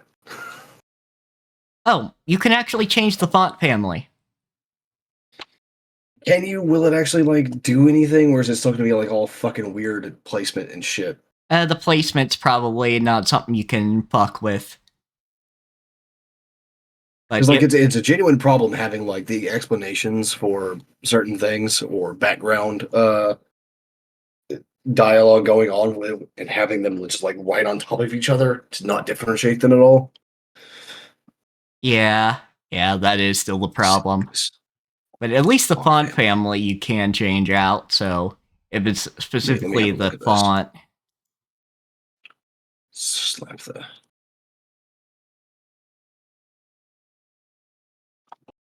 Yeah, I think. I mean, that does look better. Like having changed the size as well, but it's still all positioned weird. Probably don't keep it on Times New Roman though. Let's see. Let's yeah. So the preset is Arial, but there's a bunch. There's Courier. Georgia might be the best for this.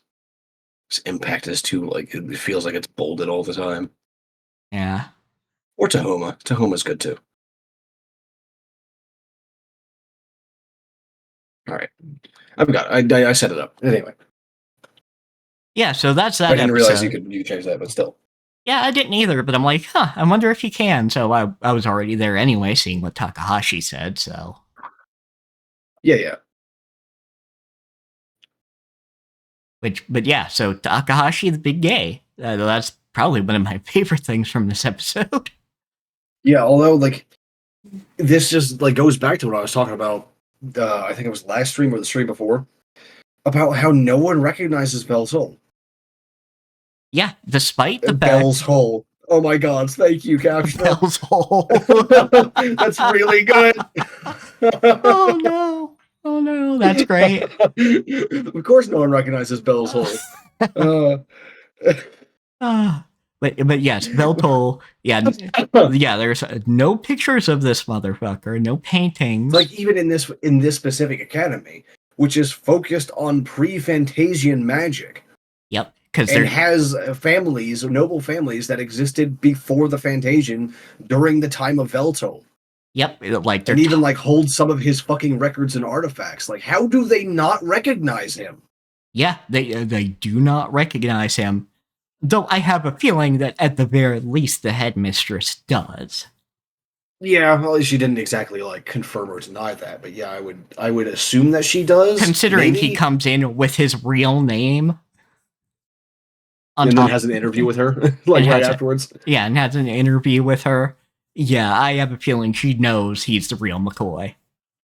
Yeah, it's just weird because like I mean, you would think that of any educational institution, the Magic Academy would know who this guy is, would teach who this guy is, because this motherfucker skips 2 of the 5 steps in Yeah, and was making able spells. to do that without a familia. Yeah, like he would be like the platonic ideal of all mages everywhere, getting to that level without a familia. Yeah, absolutely.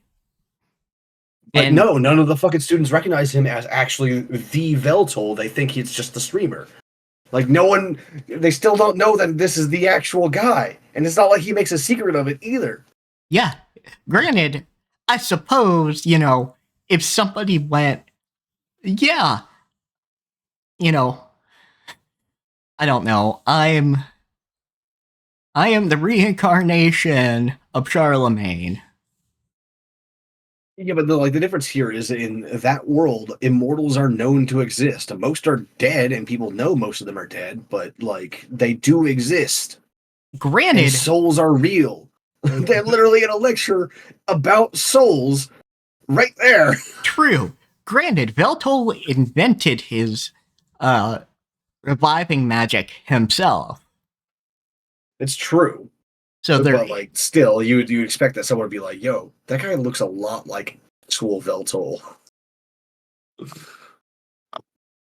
yeah, yeah.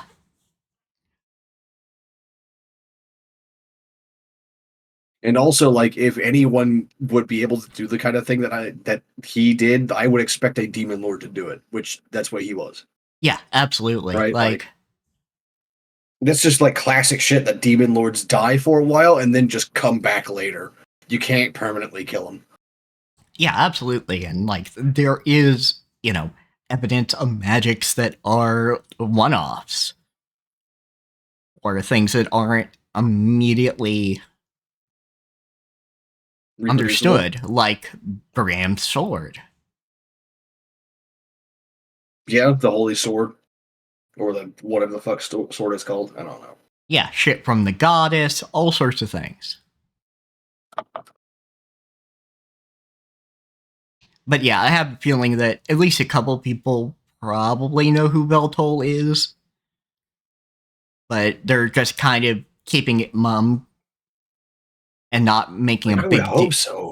I would hope at least some people recognize this motherfucker. Otherwise, I'd have like I'm still having severe questions about the world and what's going on here. I don't think it's bad world building or anything like that. Yeah, I'm wondering what the fuck is going on for no one to recognize this dude. yeah. My only thing that I could think of is Marcus deliberately having paintings and shit burned. Yeah, but it's not like he controls the entire world either, right? Yeah, Or he no, controlled the entire world anyway. yeah. It's not like he controlled the entirety of it, but he was doing a fucking bang up job with the Familia, so he probably got to visit a bunch of cities. Oh yeah, definitely. Not to mention in the chaos before then with the purges, he was the one orchestrating the immortal purges. Yeah, the immortal hunts after the Fantasian. Yeah, so he could have also kind of given him a directive of burn the image of the one that might save them. Yeah. Although it'd be really funny if the headmistress of the academy does not know it's actually Velzolan when they open up the fucking vault and they find like a portrait of the man in there, and she's just like, "What the fuck? Oh, okay. Okay. You're the real deal. Okay. You are the actual dude. Okay, interesting."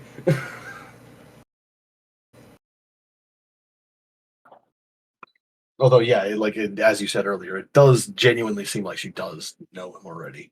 It's just, I just think it would be really funny if she didn't, Oh yeah, and there was a portrait of absolutely. him in the vault. All right, and then the last out of the anime we've watched is Ranma. Get some Ranma up here. Yeah, get the Ranma up there. So we finish up the ice skating tournament. Yeah, it's fucking more of these two lunatics. Yeah. And Ryoga, of course. Ryoga's also there being a fucking weirdo. Yeah, absolutely. Which Ryoga shows off how fucking strong he is by like pulling two icebergs together though. After he split it.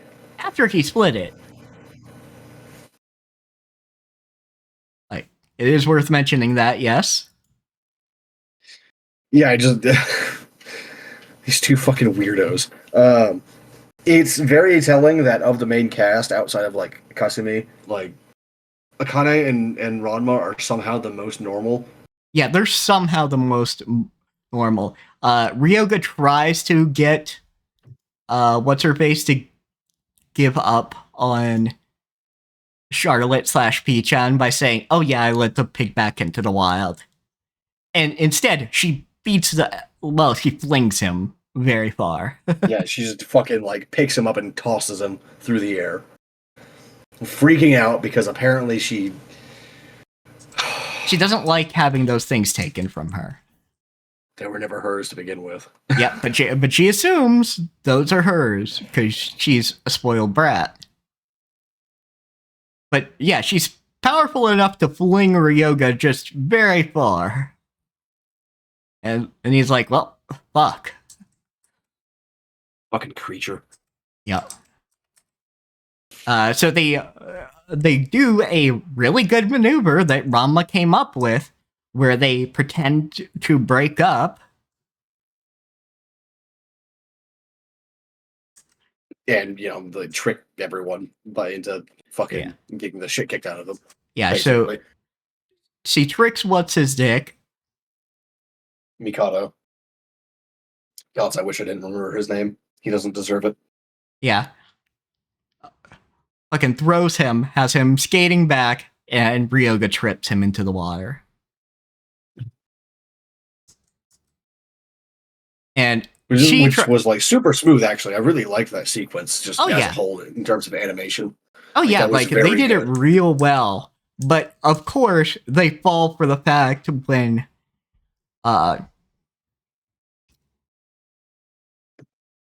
the girl of the pair is like, "Don't gang up on me, I'm just a little baby."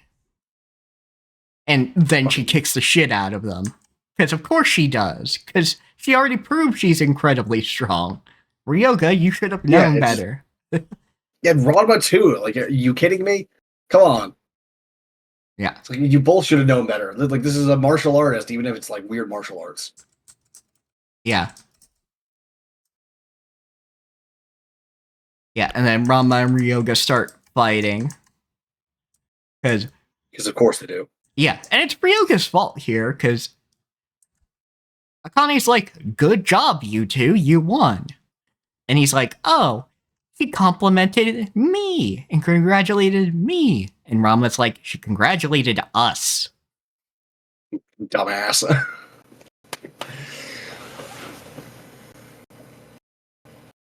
Yeah. Like, is Akane incapable of swimming or something like that? Yes, apparently she can't swim. Okay, I was wondering what the fuck was going on there, because, like... Yeah, it's just a pool. Yeah, so... Yeah, they get into... Ranma and Ryoga get into a fight, which, could have caused problems. For Ryoga, anyway, because he was very close to,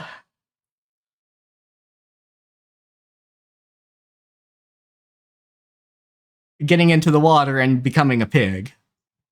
Yeah. Pig time. Yeah. Of course, it kind of falls into the water. They have to, like, go rescue her, but, it's cold water, so they transform, but Ranma's the only one with fucking hands when everyone transforms, so...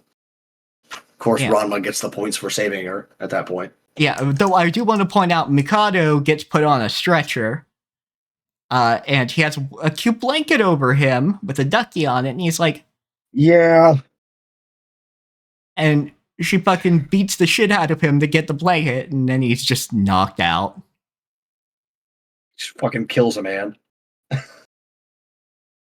She kills an injured man just because she wanted his blanket.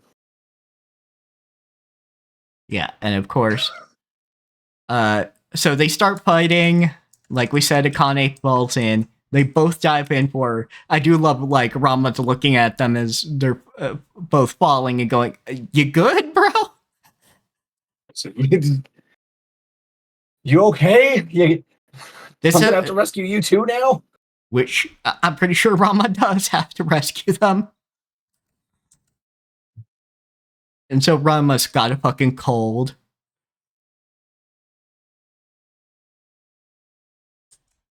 And we finally get introduced to Shampoo. And we get introduced to Shampoo, who breaks through a fucking wall to go after Girl Ranma.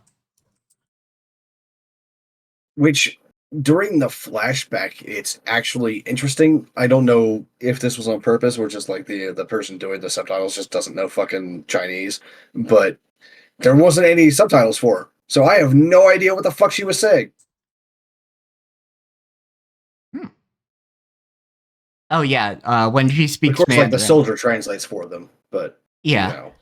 yeah, because she speaks in Mandarin, which is good. I like the fact that they do have her actually speaking in Mandarin, because she's native Chinese. She's made of Chinese. Interesting. Yeah, because she's like they're in a jungle in China right now. I know, but like the way you phrased it, made of Chinese instead of it being Chinese. No, I said native. Native. Okay, I just misheard you then. It'd still be very funny.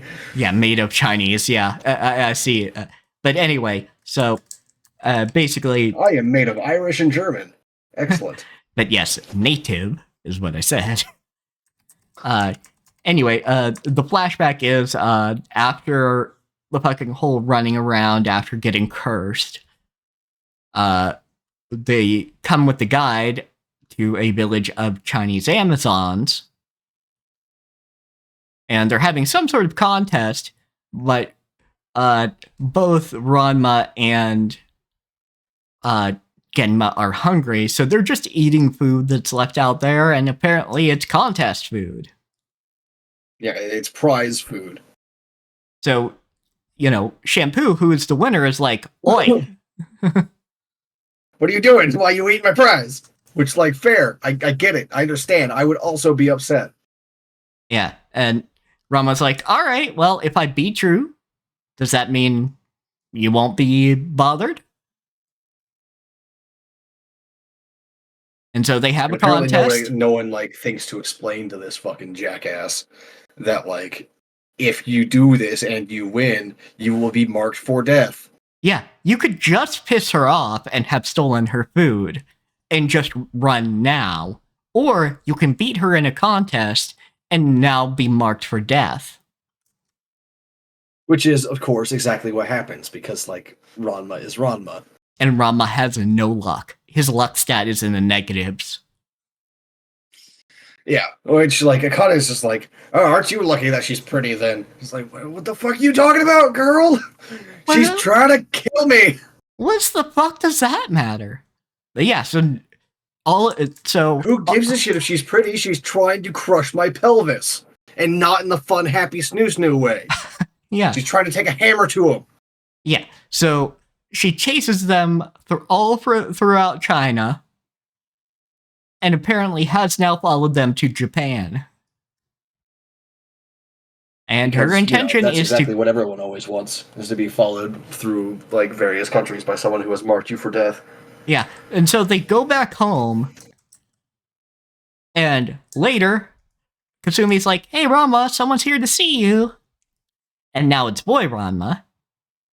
But Shampoo's there, and Gemma's like, "Oi, it's not my fault. She followed me." Fucking maybe keep her from following you then, dickhead. Knock her ass out and put her in a dumpster. Come on.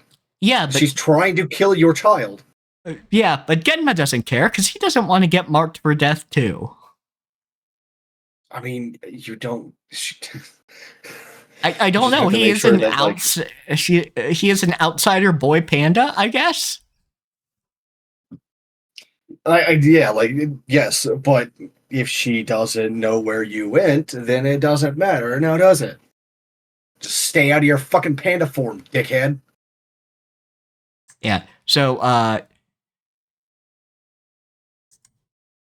fucking Ryoga Or being a you dickhead don't and do it, being rather. like, "Oh yeah, I'm gonna turn you into a girl so you can get chased to death." And I'm like, "Dude, I've saved your life at this point. I think the grudge is over." Yeah, Is what I would come be on, man. fucking saying. But Shampoo interrupts it by going, "Hey, tell me where Ranma is, or I'll kill you." At Akane. So of course, fucking Ranma gets involved because Of course, like, as much of a weirdo as he is, he's not gonna let someone just like get murdered. especially for him. Yeah, like right in front of him, even. Yeah. So I love the expression work in this episode because he kicks her weapon, which is like these big hammer things. I don't even know what they are. Like, you might Yeah, have they're to. big round hammers. I have seen them before. I just don't know what the fuck they are. Yeah. But yeah, big round hammers. Um, He kicks it, it ricochets and hits her in the back of the head. And thus we get the new problem of. is it called the meteor hammer? Ah, okay.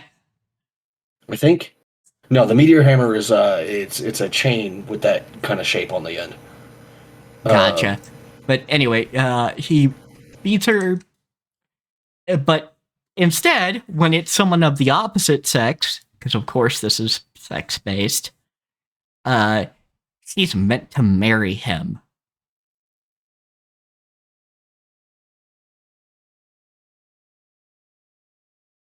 fucking gross ass. Fucking Yeah. bleh. Yeah. Fucking peer pressure from dead people. But Shut up, Ember. she's deep Shut into up, Ember. what her culture thinks. Of course she is.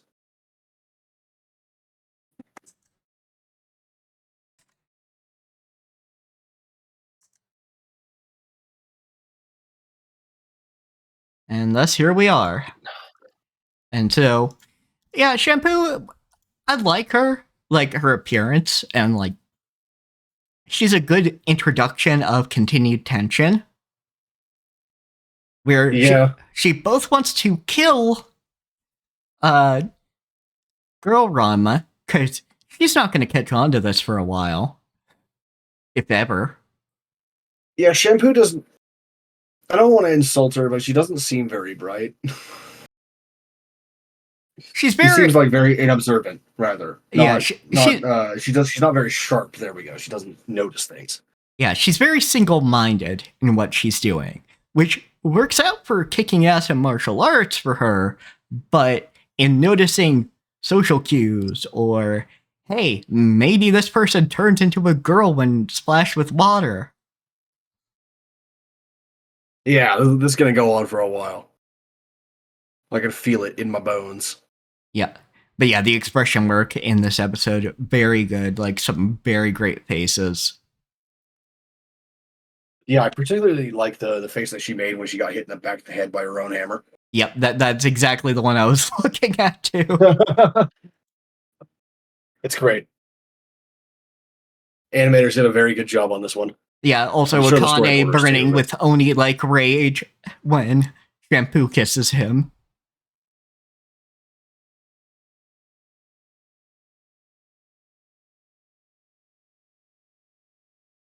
I have two flies in my office right now, and I can't even fucking kill them because they're on stuff that's like sensitive. Like Oh I can't no. slap my monitor, so I'm just like staring at this goddamn fly. It's like, come on, get on the desk itself so I can just like crush you and get you the fuck out of here. But it's not doing it. It's just like occasionally it flies and bumps into my arm or something like that. Fuck, losing my shit over here. These damn Evil. flies. But yeah, Ryoga, come on, man. You've got to let this grudge go. But he's not gonna. We know Of he's course not he's not. gonna.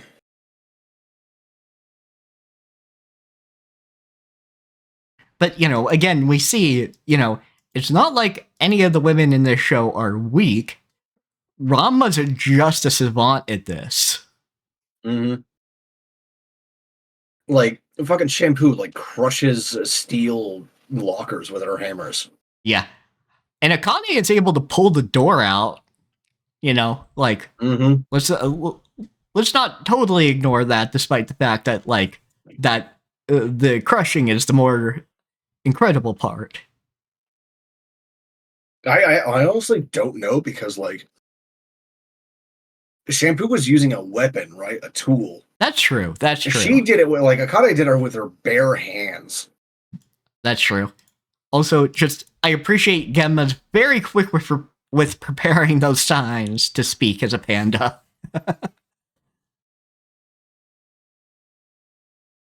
I do love it. Why is he always in panda form, by the way? Why can't he just, like, be a human? Because people like the panda better than the balding asshole father. I mean, he's still a balding asshole father. He's just in a panda form. Yeah, but the panda's funnier because he can, put up signs. And forget that he can't speak when he's answering the phone. Yeah. So yeah, like, Shampoo just full on kisses Ranma, like, very intimately.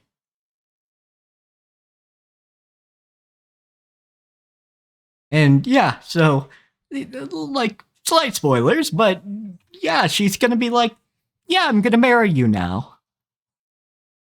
And so now we've got this problem of she's gonna want to kill Akane. Because Kane's in her way.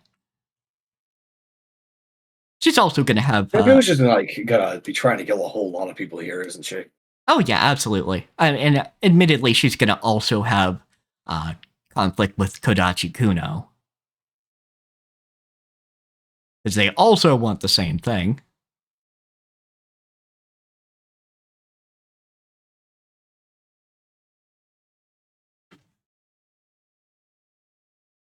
But yes, we saw that fucking weirdo. I don't know anything about it. It's been a few episodes since we saw the Kunos. Yeah, it's been a bit. Honestly, I'm kind of glad for that. Yeah. Give us small doses of these people. Like, they're funny. Like, do not get us wrong. They are funny individuals. In moderation, please.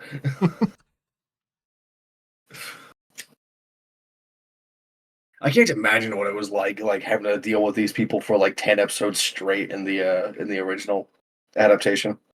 Yeah, I could only really imagine, because obviously I could just kind of skip through stuff as as I rechecked Ranma when I was a little bit older. Oh, it's fucking. I think actually that the adaptation so far is extremely well paced, and yeah, absolutely. Knowing that the previous adaptation was not paced like this makes me never want to watch the original. I might rewatch individual scenes to see how they compare, but yeah, I'll probably not go through the whole thing. Yeah, which I think that's fair because you'd be comparing like the storyboarding, animation style, and so on and so forth. Yeah, absolutely. Like, I think they just have a lot of that good classic anime flair, but with new techniques in this. Yeah, absolutely. Because like the style does still look like 90s anime. It's just with more modern techniques. Yeah. So the color is clearer, the animation itself is smoother. Yeah. Like, they can have like weirder expressions that aren't like still frame expressions. I still find it really fucking weird how they did the censorship in this one. Yeah. But at least it's something we don't have to deal with too often. That's true, but also still, where the fucking nipple at? Yeah. Yeah. It's like it tweaks my brain as an artist. Like if nothing else, it's just like where nipple. Yeah. Yeah. I mean, I'm probably going to feel that way a little bit looking at my 3D model when I'm like, if I make new clothes for it or anything, because it will be Yeah, like Barbie anatomy. yeah, but see that like that to me, at least to my brain, my artist brain, that makes sense. I mean, There for shouldn't be any nipple there. I mean, yes, for a slime that does make sense to some degree. Gelatinous creature over here. Yes, absolutely. Which I'll have to see if this 3D modeler will be able to do a drippy effect. Because I would like that, but I understand if that's way out of range.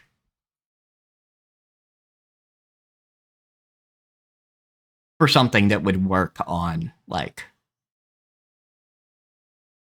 a VTuber model, anyway. Yeah, yeah. But yeah, so I don't know how I'm eventually gonna do my bullshit. I know I'm like leaning towards actually getting it done, but like it will be in like 16 years when I have money. yeah, that's fair. Every time I crack that joke, like the time that it will take for me to have money gets larger and larger. I think the first time I did it, I was like, "Oh yeah, in like 3 years when I have money," and it's slowly gotten up to 16 years now. Yeah, so let's see here.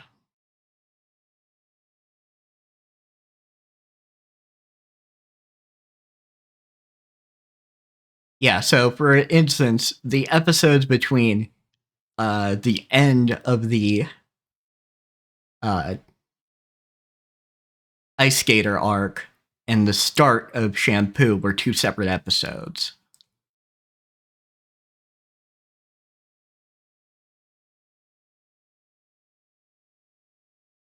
Shut up, Ember. I'm busy. No, he's not being loud enough to catch up on the mic. Yeah. Hi, buddy. Because unlike Sasha, who is always loud enough to be picked up by Nate's mic, Ember just sometimes isn't. Oh, buddy. Handsome boy.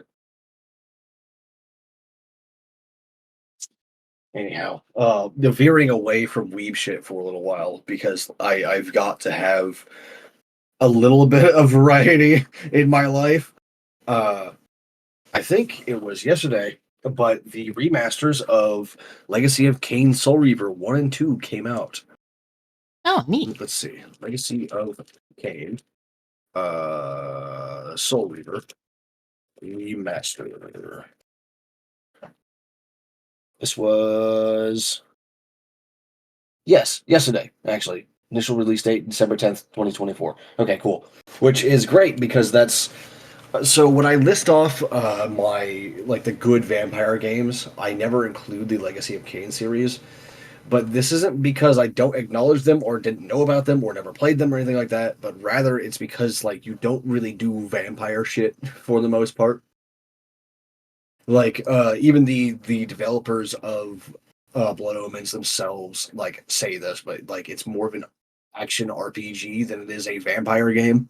Yeah. You know, like Yeah. it's a hack and slash with like RPG elements and shit like that.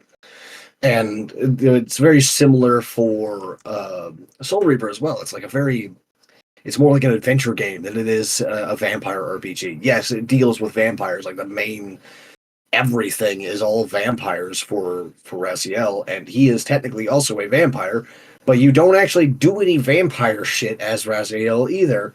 So I don't really count them as vampire games, at least in this context, right? Yeah. But yes, I do really love the Legacy of Kain series. I grew up on that shit. Yeah. And it's a really fun shit. Like that's Legacy of Kain, Soul Reaver is the closest I get to adventure games. So basically, I will play adventure games, but only if it's suitably gothic. Fair enough. I do have to eventually, probably not on a stream, but like show you Ocarina of Time and Majora's Mask.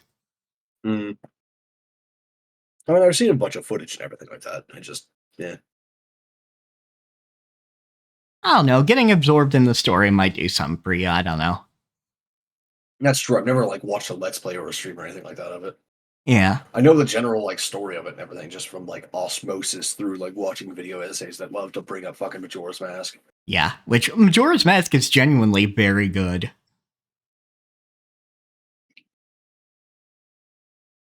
But yeah, it's a little different than seeing it, and I don't know. There's just something about that old 3D Zelda that I don't think a lot of games capture, including the newer Zeldas. Yeah, that's fair.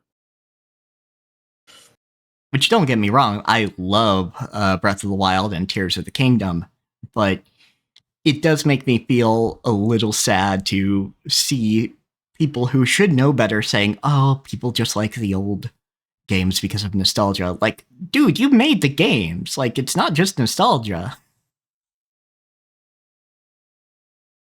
Yeah, like there is something different about like older Zeldas, and this is by necessity because if the Zelda series had stopped fucking innovating at some point and changing, then they would have stopped being published or they would have devolved into COD likes, you know? Oh, yeah, well, absolutely.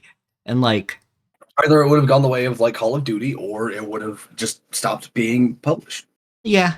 But yeah, just in general, I think you can still do the linear or semi-linear storytelling rather than an open world and have it be Oh good. yeah, you absolutely can. What I mean there is that like people will prefer the older style just because the things that they like got changed in the newer ones, right? Yeah.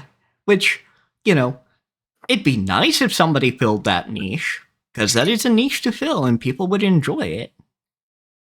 I'm sure there's indies like working on that right now or have already done it. Yeah. Just gotta find them. Yep. It's just a matter of finding Which them. thank fuck itch.io got Oh, like yeah. got back up. Yeah. Let's talk about that bullshit for a minute. Yeah, what the fuck was that? So for those of you who are out of the loop, itch.io is a website and storefront and repository, For etc. games. for games of many different types and all for indie developers, right? Like you can just slap your game up there for free or whatever price you want. You can even put it as like minimum $1 or minimum even zero, but you know you have the option like To you pay can more. pay for it if you want Yeah, exactly. to support the developer. Yeah, which some bigger developers have put games on here, which I don't know, seems weird to me, but I'm not going to tell you Not you very can't. many though, right? Yeah, Yeah. it's like it's literally for anyone to put their games up on. Like you just fucking you do your thing. Yeah, so, In fact, like, it makes me tilt my head, but I'm not going to tell you to go away. yeah, it's weird because you guys already have access to like fucking Epic and Steam. So what the fuck are you doing on itch.io? But Like, hey, sure, if you want to I'm diversify not your gonna tell you to go storefronts, away. yeah. I just don't know why you're here. Yeah, exactly. So for me, itch.io is like the secondary one to Steam as far as where I get my games. Yeah, that's fair. I don't really get things off of itch.io very often, but that's also because I just don't get games very often, right? I don't buy new games Yeah. very often because I also again, I do am poor. buy TTRPG content from there, as well as Yeah, I actually one of my colleagues is a big person on DTRPG itch. yeah, like Tom Loom of Kill 6 Billion Demons fame has a few TTRPGs up there. Fucking Caves of Cud on itch. Yeah, that's that good shit right there. Yeah. Caves of Cud. Yeah. Damn. You can get comics. You can get a lot of things, actually. Software, like the PNG Tuber software, comes from itch. Like, that's where it's uploaded. What's the biggest company you know of on Twitch? Or itch, you mean? Not Twitch. Itch. Yes. Yeah. Sorry, I was looking Double at Fine. your stream when I said that. Double Fine. Yeah, because they've made the Psychonauts games.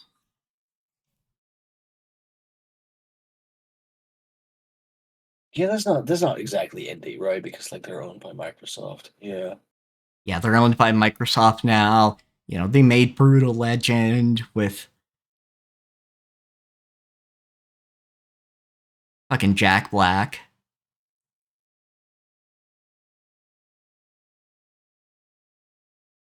Like, don't get me wrong, their games are good. I'm just saying that I don't necessarily consider them indie. They got to do some pretty It'd be cool shit. like it'd be like A or double A, I'd say, Yeah, rather than like triple A. Like they're like FromSoft level around there. yeah, exactly. Which Like yes, I know everyone. FromSoft made a really, really big game that got really big on the radar, and everyone knows about it now. But that doesn't make them a AAA company. It doesn't. That's not what that means. The size of the game does not indicate the size of the company. Okay. yeah, the size of the popularity. Anyway, Yeah, because like a lot of indie games like straight up just exploded in popularity as well. Like yeah, Doki fucking Doki Super Meat Literature Boy Club, and which was yeah, fucking Doki Doki free. Literature Club, um, Binding of Isaac, Among Super Us. Meat Boy. Isn't Dead Cells indie or is it double A? I think it's indie. Let me see, but I do believe it is indie. Let me see. Yes, yes, I think it is. Yeah, but yeah, stuff got Yeah, developers popular. Motion Twin, publisher Motion Twin. Okay, yes, and that's like another really big one that like exploded. Hades, isn't Hades indie? I don't remember. I would consider that maybe A. Let me see. It's been a while. Nope, it's published by Supergiant. Like it's first party and like a small company. Yeah, Supergiant. I guess they're not a humongous company. Let's see how many fucking. Yeah, I mean they've made like 5 games, literally, including the one that came out this year and the one we were talking about. Yeah, I guess they get put higher in my brain because they don't miss. Yeah, because like their titles are Bastion, Transistor, Pyre, Hades, and Hades 2. Like Supergiant Games does not miss. Yeah, they don't miss, but no, they Like are still Transistor is one of my wasteful. favorite games like ever. Genuinely, it's amazing. Like it has flaws and everything, but it's still just incredible. Yeah, but yeah, like there's a lot of anyway. So itch.io is an indie content thing. Well, they got flagged for something to do with Funko. Funko that uses an AI for part of its flagging software flagged Yeah, one it's of the fucking pages, like which I will say Photo Shield or some shit. they didn't flag the whole site, just one page. And itch.io even pulled down that page, but their provider still took it down. Yeah, so like Itch was down for like the whole last day. Yeah. And, obviously Itch went to talk about it on both Twitter and Blue Sky. And Yeah, just like the social media manager just being like really fucking confused what happened because they just woke up and the entire site was down. yeah, like, oh, fuck. Uh, and, talking about the problems with Funko using AI for that type of thing. And like so this Somebody, is like obviously a mistake, right? Like this mistakes happen, that's fine. Like the really fucked up and weird part is though that like someone at Funko fucking called the social media manager's mother yep, like, about this. yeah, send a text like, hey, somebody from a company is talking about things you said online. Call me? Like, I'm sure she was Like that's just just fucking confused. Like, why is somebody calling me about my adult child? yeah. Fucking like this is like literal gangster shit, honestly. Like calling people's parents to be like, "Hey, I know where you live," or whatever. It's like I know who your parents are, nerd. Sort of shit. Yeah, I'm like, what the yeah. fuck? The fuck Get are out of here! you? Stop that! Yeah, no. What are you, a grade schooler? I'm gonna tell your It's like at this mommy. point, before this, like I didn't really give a shit about Funko. I didn't like it, but I didn't give a shit, whatever. But now it's like, oh, you fucking swan dive, motherfuckers! Yeah, no. Like, Burn that company down. I am I am the kind of person who might have gotten a Funko if I thought it looked cute, but no, that ain't happening. Like my thing with Funko Pops is like they're literally just the exact same shape, all of them. Yeah, like that is Like they're definitely not the actually thing. unique at all, right? Like they're not figurines or anything. They're fucking. It's the exact same shape as Yeah, all the others. They're not. yeah, it, Damn it it. is it is a mass-produced kind of doll that is easy for crossovers. It's shit. Like, why would I spend my money on that? I'd rather get like a fucking 18-inch tall Melania statue, you know? Yeah, for sure. Gosh, Of course, that would be like $300, but like still. could you imagine if some rich motherfucker just gets a marble statue of Melania or something, or Like a America? life size statue of Mariko or Melania. That would be incredible. It would be, yeah, that shit would cost probably like in the dozens of thousands of dollars range. But it would be amazing. I kind of want one. Also, we will be briefly talking about the shooting of that United Healthcare CEO, but only briefly, just to go, what the fuck? Media is talking about the fact he played Among Us with his college buddies. Yeah, like what the fuck is that? Like, and to repeat what I said to you in DMs, like they want us to focus on literally anything other than the class warfare thing. Yeah, literally Uh, anything else. Like, yeah, they'll even bring up, oh yeah, he was actually, like, his family was wealthy. Not wealthy enough not to get fucked over by the medical system, apparently. yeah, Like, you know it's that like makes it worse, right? That you can't just be rich enough to get, through it unless you're, like, top 1% or can go to another country that does have socialized healthcare. yeah, like what the fuck? You know that makes it worse, right? Yeah, That's not any better. that means there's no illusion of being able to break out of it. Because like when the leaders of huge companies, the huge gaming companies and like publishing houses and shit like that, like don't have enough money to cover their own medical costs, despite the huge pay gap for these kinds of people compared to their workers, when even they can't do it, there is something seriously fucking wrong.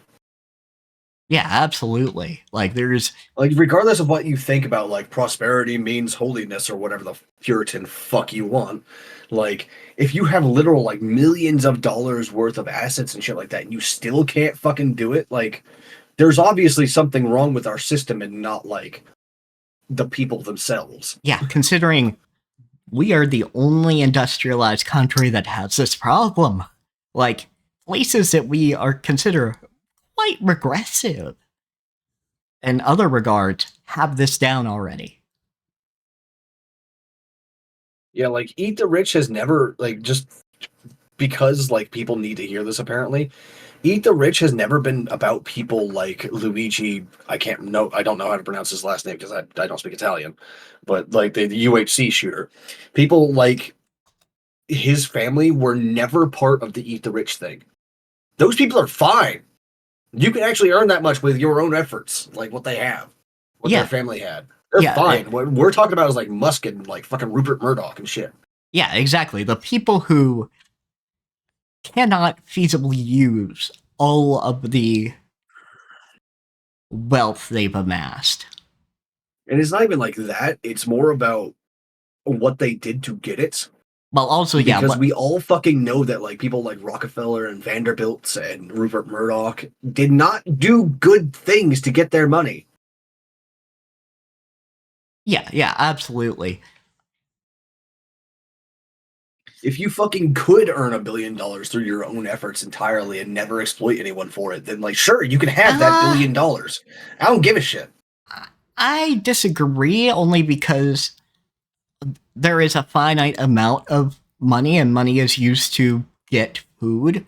If we had everything else provided, sure. This is very true, but I just mean like if you somehow add $1 billion worth of like value to society through your own work and not through exploiting other people, Yeah. then like I don't really have much of a problem, like a moral problem. A practical problem, sure. Like we kind of need that money in the economy so people can fucking eat and shit. Yeah. But like a moral problem, nah, it's fine. Well, I kind of consider that a moral problem because it's kind of like you have people starving outside your doorstep and you have a mountain of food you could not possibly finish eating yourself. Yes, that's very true. So that's kind of my thing with it is you are hoarding resources that are needed for people's survival. And that is the problem. Yeah, I think I mean this in the context of like eat the rich style thing, right? Because like Yeah, for but yeah, most people, just when in they say general, eat the like, rich, they mean like confiscate yeah, their stuff and Luigi's like family's situation might change a little bit in what they are allowed to own as far as, you know, business property. But by and large, they'd be fine. Like, they'd, you know, judging from what happened to his grandparents and to him, might even be they would better be off. getting off better because they would Yeah, have access to services and food.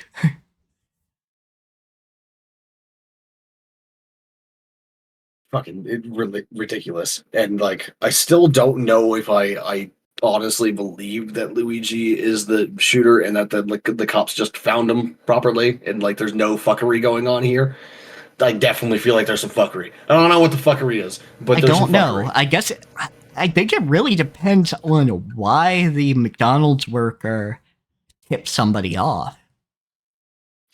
Well, like that part's obvious. Like they would want the fucking money, Well, right? yes, but I The mean, like, legit money. specifically, like, what tipped them off to tip somebody off? Like, did he, Honestly, I have you know, that no kind of idea. thing. But like my big thing is like, why the fuck was he still carrying around his gun? Yeah, he was still carrying his gun. He had his manifesto on hand. Like this thing is supposedly like a 3D printed plastic weapon, right? So it's just like, why the fuck didn't you just crush it and throw it away? Yeah, like, dude, you're in Pennsylvania. There's lakes everywhere. Just crush the shit and toss it in the trash can. You don't even really need to do anything else. Yeah, It's plastic. Take a hammer to it. yeah, crush it, disassemble it, put It's it like in a bunch of different trash cans, whatever. the reason why throwing weapons into lakes and rivers and shit like that became a thing is because you can't just crush a metal weapon without access to stuff like fucking hydraulic presses and shit, right? This is a plastic thing. You could just fucking break it. Yeah, it's a You could plastic set thing. it on fire. Yeah, Like, it's come a on. plastic thing that jammed during the one time it was probably used. There's some fuckery going on here, and I don't know what it is. And I will make no illusions. I will cause no illusions to say that like that I know what it is or that I have any insider knowledge or special information or anything like that. I don't know. I just feel like there's something weird going on. All right, Yeah, that's yeah, it. like, I'm gonna go, you know, like, I'll Occam's razor it and say it's probably the guy, but it does seem a little suspicious. But Yeah, even, that's where I'm at. Is like, yeah, probably, but I don't know what's going on. yeah, And also, someone else take up the torch and do it to another dude.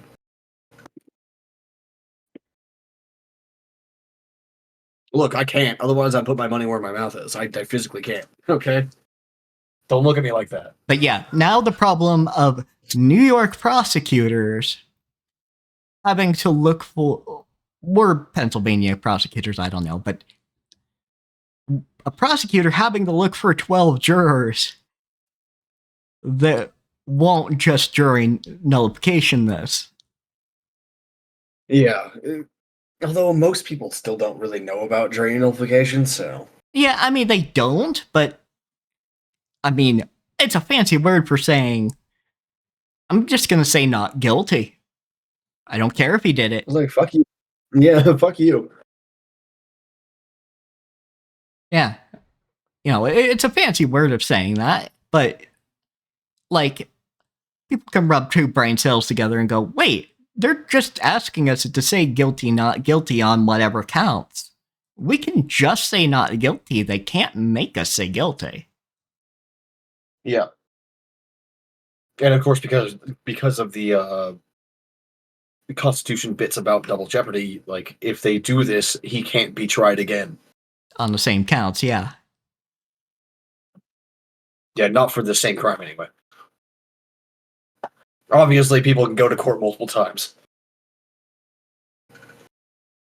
It just has to be for like, different crimes.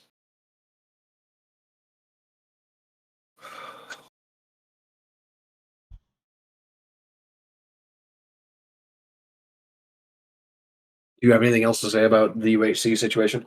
Nah, that was mainly the thing, because that, fits into the nerd culture thing of like, why the fuck are you like? They're trying to manufacture a satanic panic, but people know Among Us isn't anything to get Yeah, like they fussed called it over. a fucking like assassin game or some shit like that. And it's like, Yeah, what? where you play an What are you talking assassin. about? Like, it's not fucking Hitman. Yeah, it's not even fucking It's Hitman. it's Like a social game. at least the previous games and music had like somewhat edgy vibes to them that got caught up in a satanic panic. Like, yeah, someone's gonna take one look at the fucking little murder beans and go, no, fuck you. I'm not gonna get fussed over my kids playing that. The murder beans, yes. Excellent. Yeah, just these little Not cancel it. I said excellent, fucker. There we go. Thank you. yeah, just these little beans with arms and legs. Sometimes not even the arms. Sometimes not even the arms. They're just beans with backpacks, okay? Yeah, they're just fucking beans. Nobody is okay, almost nobody is gonna satanic panic over that. Because I know there's like somebody. 3 fucking people that'll panic over anything. Yeah, there's somebody in humanity who will prove me wrong if I say it in absolutes. But most people will not. Like, even a lot of the people who would satanic panic over D&D were metal music. At least with fucking like D&D, there's like goddamn Mephistopheles and Abaddon and shit like that in there, right? Like, Yeah, those are like names of creatures that like Christians know. Yeah, like there's demons on the cover. Even if you go, yeah, but that's the bad guys I fight, like they can go, okay, but there's demons on the cover, which doesn't make it right, but you can at least like see the twisted logic. Yeah, it's just like, can I talk about that for a minute? Because it like the satanic panic shit like is really weird to me for exactly that reason. Like, these games have you fight those demons, not play as them. Yeah, like Like, warlocks didn't come until later. Like, you're doing God's work there. You're supposed to be killing the fucking demons. Yeah, like especially in Diablo, like your whole thing is killing Diablo. You're killing Satan, getting rid of the bastard. Yeah, exactly. Like, look at this sick ass, powerful bad guy that you have to fight. Like, that's Don't stop him from destroying the world. That's the whole idea. Like, come on. Yeah, like that is, yeah. Like, I get it as far as like, yeah, that's some bullshit. It's really fucking weird, man. Yeah, it's really weird. But yeah, even those people, like, by and large, are not going to care about the little murder beans. And you're also getting people who are parents anyway. More of them have played video games, and they've played far more graphic video games, seen more graphic television. Yeah, because like my generation are mostly parents now too. Like, come on. I mean, our generation, but like talking to the chat, my generation. Yeah. Yeah, people in their 30s and 40s are fucking millennials. Yeah, I'm a millennial. I'm 29, okay? Like, millennials aren't 15 anymore. We haven't been for a long time. Yeah.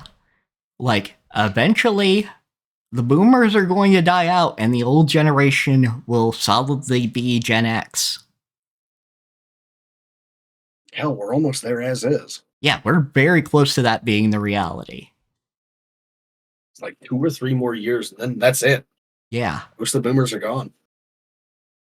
And it'll be largely Gen X, who is the older, established generation. Remember, everyone, the boomers were born in the 50s. They're in their 70s and 80s now. Like, they're almost gone. Yeah, like, this has nothing to do with the nerdy news, but for example, Rupert Murdoch tried to oust 3 of his 4 children from owning Fox News, for having control over Fox News. They would still get money out of the trust. But basically, he had set up a trust for his children. But then he's like, wait, one of my children is much more liberal, and I'm worried that he'll team up with the other 2. So I want my one child who is just as fucking right-wing as me to control the company entirely. And a judge said no. And do that, fucker. Yeah. It's illegal. Yep. A trust is something that you have to show that it is good for everybody. And yeah, you can say, well, he'll be better for the company's profits. Well, sure, you say that, but they can say, I want to say, so I know that it's making profits the way I want it to make profits. So it's, unless they appeal it and get it appealed to the point where somebody rules in their favor and it can't be overruled, because eventually you have to stop it at some point. I just don't know what that stop point is, but Yeah, like not a lawyer, don't know where that stop point is. Yeah, but it's not. Yeah, they're going to keep going with this. But as it stands, Rupert Murdoch is 99.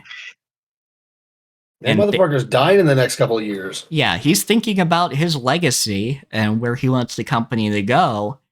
That also might mean... I'm honestly surprised he's still alive. Yeah, like it is honestly, but it's the fucking Murdoch family. Of course, they can just pump him through full of whatever super drugs the ultra wealthy get. Yeah, like there's just a fucking limit on that, right? Otherwise, Queen Elizabeth wouldn't have died. Yeah, there's just a limit on it, but like he's only just now bouncing up against that limit. It's like, get this asshole out of here! Fuck! Someone just smite him from the heavens. Yeah, so as they hit him with 6 lightning bolts right in a row, so that everyone knows that like he got smoked by gods. That would be great. But yeah, so all 4 of the children will have equal say, and now that far right fucko, considering he tried to take out the other 3's controlling power over the companies, is probably going to get overruled more than he would have if he just kept his fucking mouth shut. Yep. So, I'm not holding out hope that, Fox News is going to become some liberal bastion, but I have a feeling that once Rupert Murdoch bites it, it's not going to be quite so motivated in pushing American politics to the far right.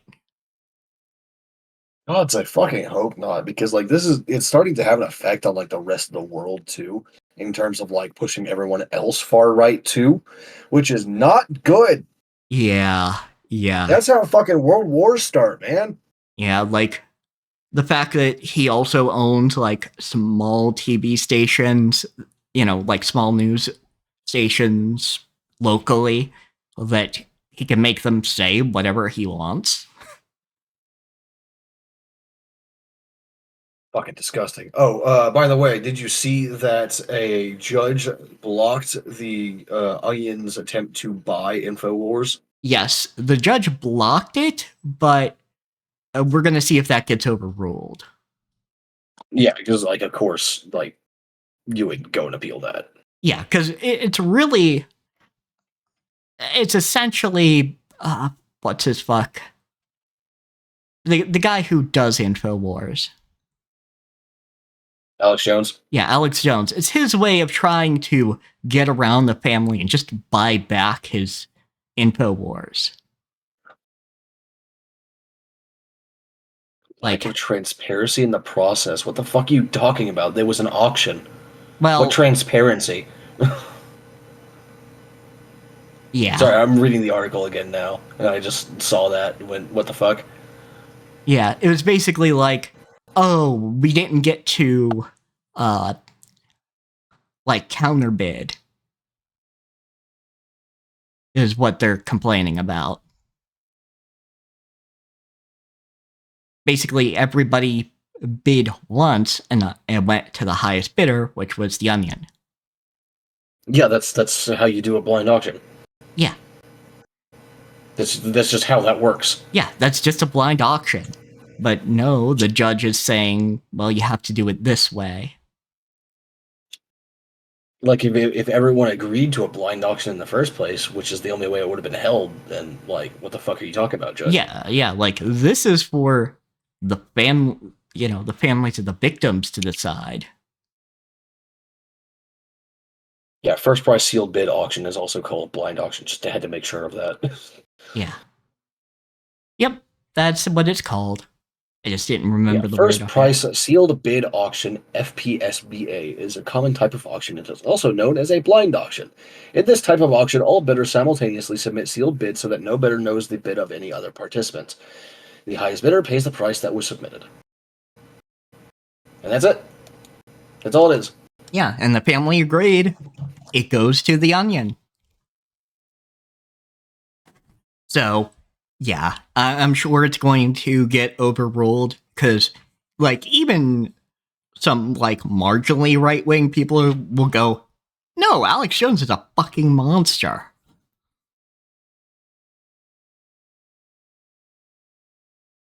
for what he did to those families." Because this is the families of the people from the Sandy Hook incident, which Jones said, "Oh, your children, you didn't have dead children; they're just child actors," and basically got his fans to harass and make their lives hell, even after, their lives are already hell because their children died.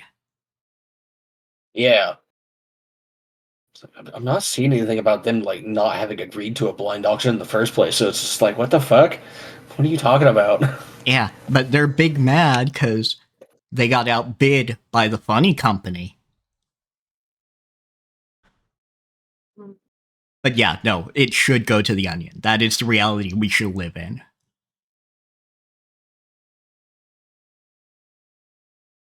Yeah, it's like even if it wasn't just because it would be really funny if the Onion bought it, it's just that's just how blind auctions work. You agreed to it, fuck off. Yeah, that's the blind auction. All the participants agreed to it. Yeah. Eat shit. Yeah, the family wanted it to be a blind auction, or the family agreed to it being a blind auction. The Onion won.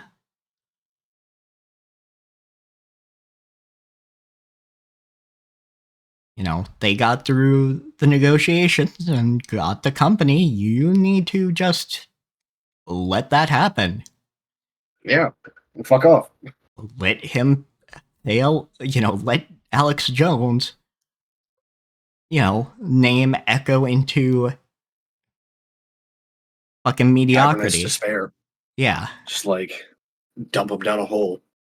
Yeah, exactly. Because he is May definitely. his legacy be made of manure and rotten fish. Yeah, he's very twisted up about the Onion having done that. I fucking bet. Yeah. And he's outright lying, saying there's no court order saying I have to hand this over, but no, there is a court order saying you have to hand it over. Yeah, literally. It's what a bankruptcy judge is. It's kind of the thing. Yeah.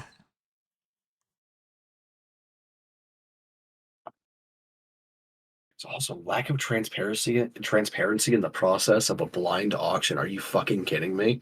The lack of transparency is the point. Yeah, the whole point is we don't want this weird ass bidding war. We just want it one and done. And now you're going to drag it out and try and get it in the hands of a company that will probably keep Jones employed. Or At least for nominate a time. Jones as the next UHC thing to get UHC'd. I mean,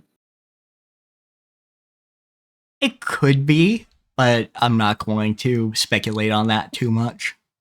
yeah, I just mean I nominate it as in I want it to happen. Hammer car, that man.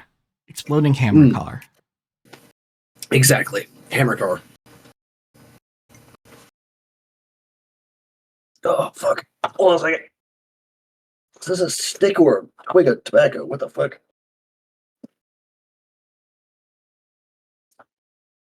Fucking busted ass body. Ow. This is a stick. Okay, I don't know how this got in here, but whatever.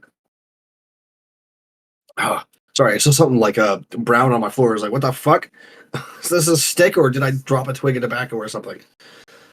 Somehow a stick got in here by my desk. I would blame my cats, but it was probably me. I'll feel the bottom of my shoe or something. Yeah, fair enough. Let's see here. Anything upcoming of interest? I can't think of anything, but I also have been paying like fucking zero attention to like gaming and anime news lately. So Yeah, like I know Slay the Spire 2 is slated for 2025. I didn't know that was in development.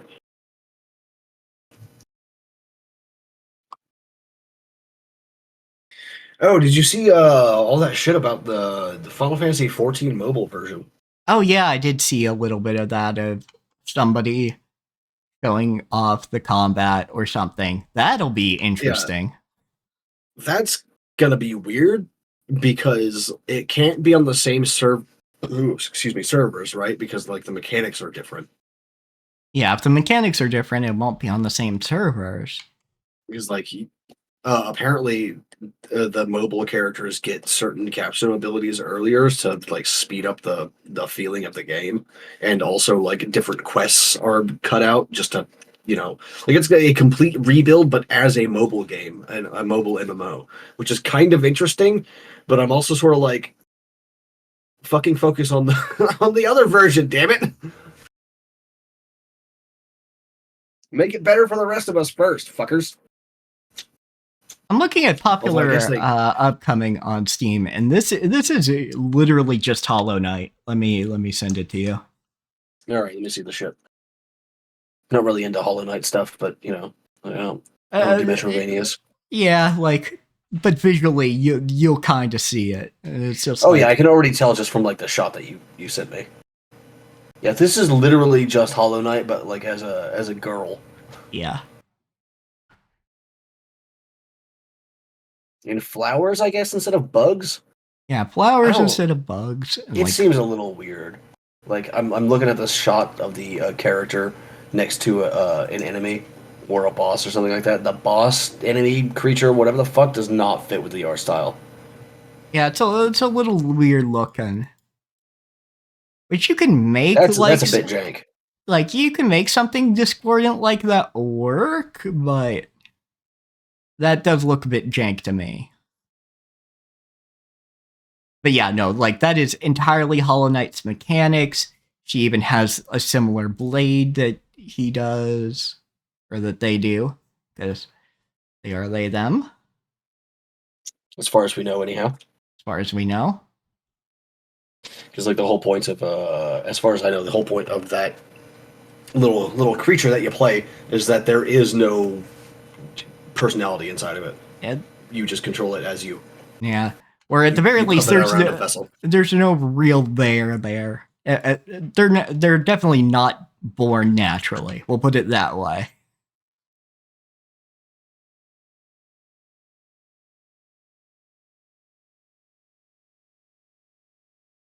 Let's see here. See anything else interesting on the popular upcoming?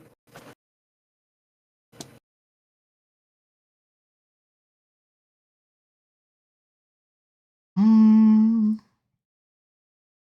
Let's see what's this.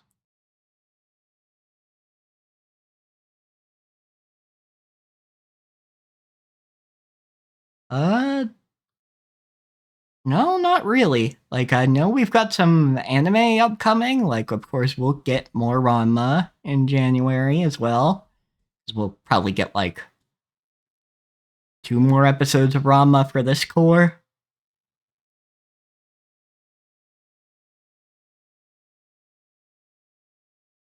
Uh, we've talked about like a bunch of the upcoming anime we're interested in already in Yeah, like previous episodes. and it's just like not the next season yet, so we haven't actually seen those. Sadly. Yeah. Let's see. Coming. Upcoming releases. Give me. Let's see. I really don't give a shit about Kingdom Come Deliverance. Yeah. Unfortunately. There's some shenanigans going on with the developer for people wondering, but also I just didn't was never interested in it for a lot of reasons. Yeah. Like, it's devotion to what it thinks is historical when it really isn't, but that's another thing. Also a set character, you know. Yeah. I mean, there is also that.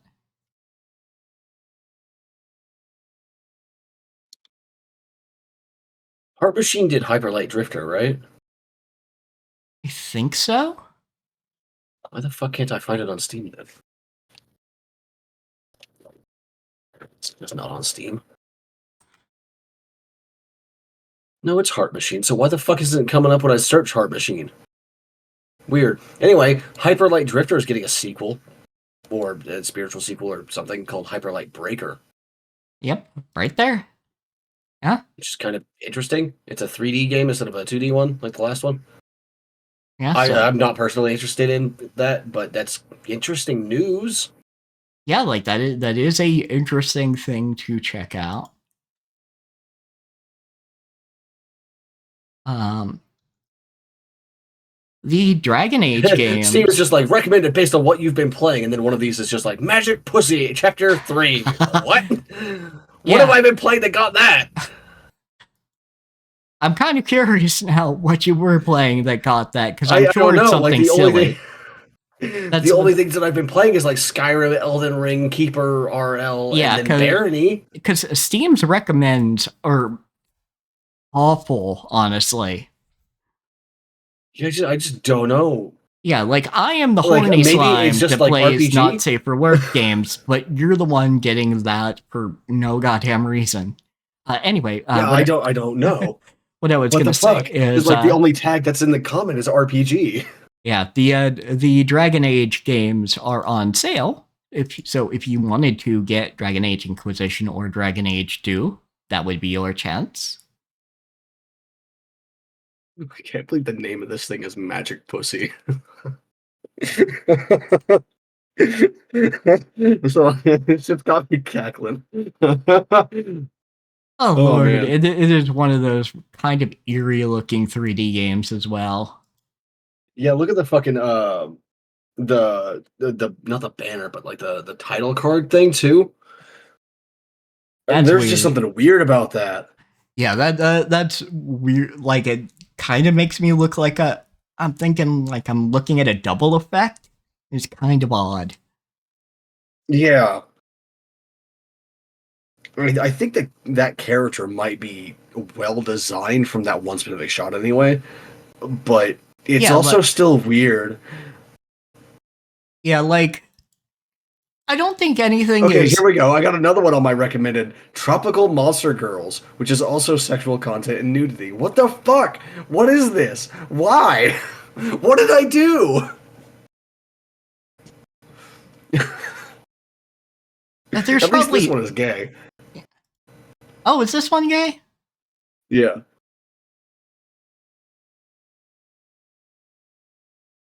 Well, at least there's that. Because Yeah. there is a woeful lack of the gay in not safe for work media. Also, a lack of enthusiastic consent. Yeah. That's always going to be like a. I don't like that. But I just like assume that that happens everywhere all the time. Yeah, because that's my problem with. Civilization 7 is coming out? What the fuck? Oh, neat. Firaxis Games for February 11th, 2025. Huh. Um, but yeah, what I wanted to say was Yes, please go ahead. enthusiastic consent. Like, it's why I don't like a lot of uh, what is called fan service content because it is a girl, though hopefully at times a actual adult woman,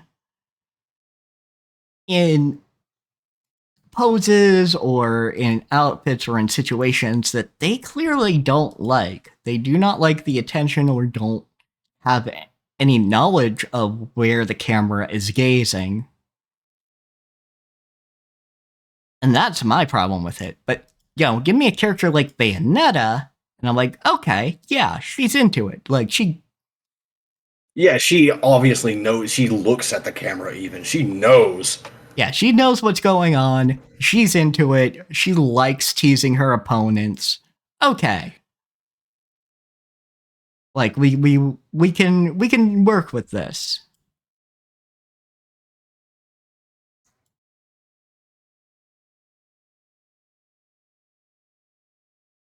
Let's see, like there's No Skin Man. Or just No Skin, I guess. Yeah, just No Skin. That one's also coming out next year, but it doesn't have a specific date, so I can't really say. But it's a cool little horror roguelike that I like a lot. I played it with one of my colleagues. Oh, fun.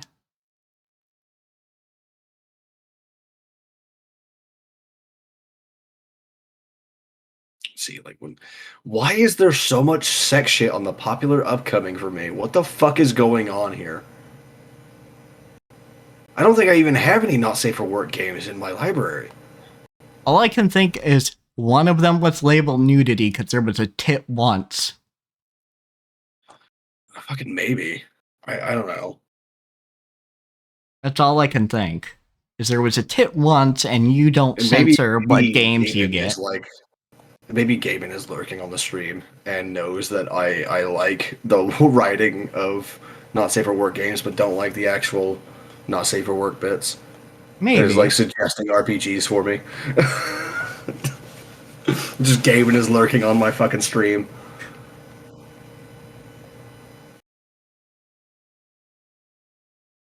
Is there at least this one actually makes a little bit of sense? Although no, it doesn't because I don't have Umineko in my fucking library. Never mind. Yeah. Damn it. But what's the Why? one that got labeled for Umineko? Or kind of looks like It's not labeled for Umineko? Umineko. It's just a visual novel interactive fiction thing. Oh, It's okay. Hatsuyuki Sakura. I have no idea what the fuck it is at all. It's a dating sim though. I don't have any dating sims either. What? It's like 2000s ass anime art too. So like, the abominations. The Abominations. Yes. Anime abominations. Oh gods. Here, I'll send you a link so you can fucking see see what I mean by the abominations. Oh, yeah. I've seen worse Abominations, but also not not fully into these character designs, but they're not. Like, there's worse character designs out there. But yeah, that is 2000s design right there. Oh yeah, absolutely.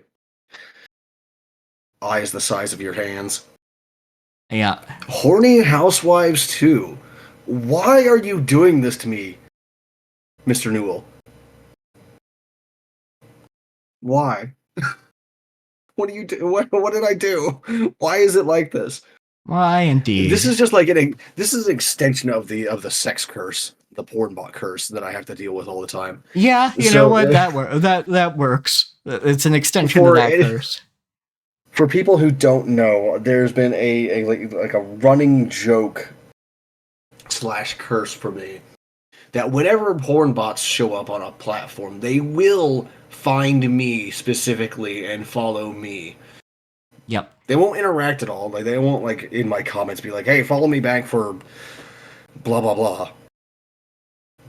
But rather just like the low effort, obviously this is a porn bot kind of thing, like that you don't even need to actually look at to be able to tell. You just see their fucking names. It's like, oh yeah, that's a yeah. You see the name, you see the picture, you go, yeah, probably not.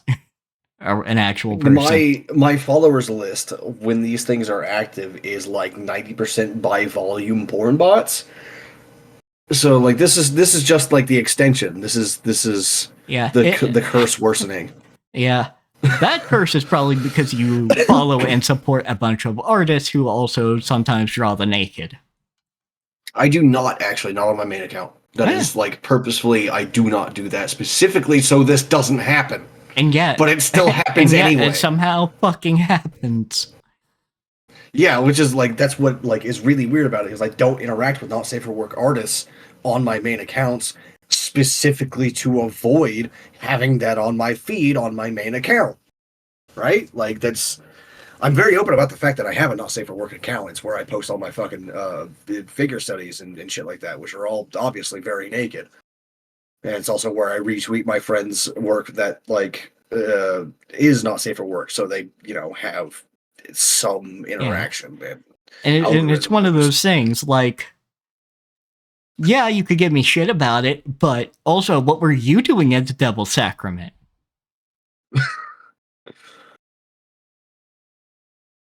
So it's just the fact that like my main accounts that don't have anything to do with not safe for work stuff at all, like somehow still. And in fact, it's actually the main accounts, not the not safe for work accounts, that get the curse. It's Interesting. weird. It's real weird. Yeah, because I did not know the breadth of the curse. Yeah, Actually, it's there's a reason why I call it a curse and not just be like accept it as like the the price of doing business on the internet, right? Like yeah, because this it's really weird. I've purposefully tailored my algorithm to make sure that like this doesn't show up on my timeline purposefully so that people don't think I do not save for work commissions or anything of the sort, and that I don't get these kinds of ads and everything. And yet the yeah. bots show up anyway. Damn it. Whatever, it's fine. I just have to accept it being branded like this. Apparently, Uh, anyhow, you haven't been like working on any specific fiction lately, have you? not particularly. No. Are you gonna go like even half more on making a background for your avatar, your stream avatar? Probably not necessarily. It's probably just gonna be like, if I came up with something, it's like some alchemist just fucking dropped a bunch of potions and out came me. Excellent. Yes, that's perfect. I like that a lot. That's always the best way, right? Yeah, because like a lot of VTubers will tell you, like they forget the lore like pretty quickly unless they make something out of it, like make further fiction, like Iron Mouse makes further fiction out of her backstory. Yeah, that's fair. I don't think I'll ever forget like what you could call my lore, but that's because it started as a joke like 8 years ago, and it's been running ever since then. Oh boy. So it's just like a like you can search in the Discord for it because it's there's a reason why Nate cracks jokes about me like devouring people for their fucking like knowledge and skills and shit, Ah, absorbing gotcha. people's abilities. It's because like this has been a joke for a long time. Oh So yeah, actually, in 2 days, the Cabin Factory. That's right. Cabin Factory. Oh right, yeah, that one with like the 60-year-old woman as the protagonist. Protagonist, yeah, which is pretty fucking cool to be honest. Yeah, it's great, and she's got a good design too. Yeah, like she's dressed, in a way that actually flatters her figure and stuff. It's Yes. like we're probably not going to find out too much about her, but it's one of those things of she's designed like a woman that actually exists. Yeah, absolutely. Which I'm not particularly interested in the actual gameplay, but I would like to see if it's any good so I can just like throw it at people and be like, "Hey, here, this thing, it's interesting and weird." Yeah, so that'll be out on the 13th, which will be a Friday the 13th. Hilarious. Probably intentional, at least to some degree. But yeah, well, interesting indie game where you, on a conveyor belt, there are these cabins and they're meant for movies and shit, but you're meant to check if they are actually haunted. It's like you don't want a movie being filmed on a real haunted set. Yeah, because because that's how people get cursed for life. Yeah, that's how people get Or cursed. killed. Yeah, cursed or killed. But that also means Or you're just. disappeared. You're okay, man. Go ahead. Shut up, Amber. You're okay. Stop. You right there, Mel? Yep. I was just wondering what you were talking about. No, I was just yelling at my cat. That's why I said, "Go ahead, you do your thing." My cat's just being a loud asshole. Okay. But yeah, so cabin, conveyor belt. So you're just some old bitch who has to look through these, probably because you haven't gotten any other jobs.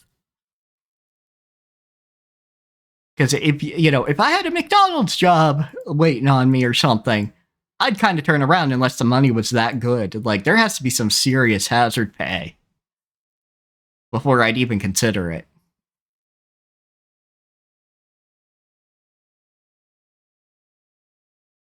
You know what I mean?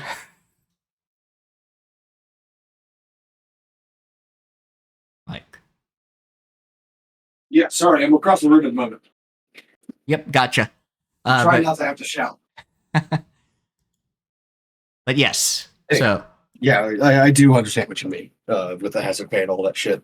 I would actually consider the job even for just like normal non-hazard pay, but that's because like I know how to protect myself from this kind of thing, or at least I know like the methods that people used in the past to protect themselves from this kind of thing. yeah, it's like, okay, Whether or not that actually works, I don't know. I haven't had an opportunity to test that. But yeah, that's one of those things. Can I fucking test it? Do I want to test it? So yeah. So I will be curious because it does look interesting enough. Like, it'll be a very interesting indie game, and I hope it does well. yeah, I mean, it does look like it definitely does still look indie. Like you can tell that this is an indie 3D game. Yeah, like there's a reason it's a factory with it's a warehouse with conveyor belt of cabins. Yeah, like I just like just the sheer fucking like rendering style and the textures alone will tell you. It's like, oh yeah, that's indie. Yeah, You can like tell. yeah, this That's is like out of the box textures. yeah, like this is definitely something. Like, they've definitely crafted a creepy vibe, but it'll be interesting to see how it turns out. I don't really have anything else because yeah, that was the one game where I'm like, yeah, I'm looking forward to that to check that out in a couple days. Hopefully you will see us tomorrow. Hopefully. Chronic illnesses willing. Yeah. It was I got like 4 hours of sleep today. And that was 16 hours ago. Yeah. So if we do one, it'll probably be a short stream just to get us used to getting back to streaming. Hi, buddy. Oh, that is actually an important thing I just remembered.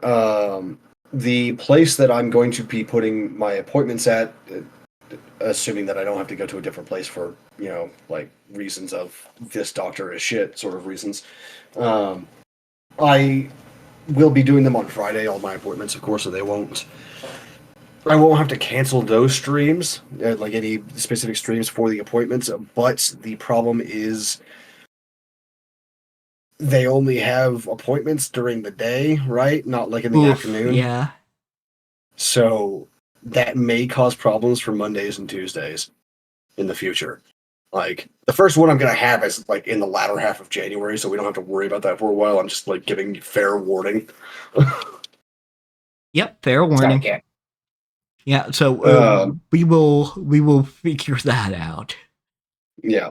Aside from that, to catch everyone up on the lore, the joke was that because like I've always been like a obsessive over like cosmic horror, right? Oh yeah. So the joke, like when before I became like this, I used to be literally always hungry. Like I never really felt not hungry at all, which is the exact opposite now, where I'm never hungry.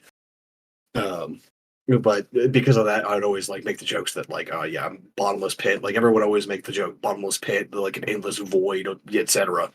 Because that's just like what people do. And eventually Yeah. that actually evolved into me having an actual epithet. It's like that which waits between worlds and that which hungers and so on and so forth.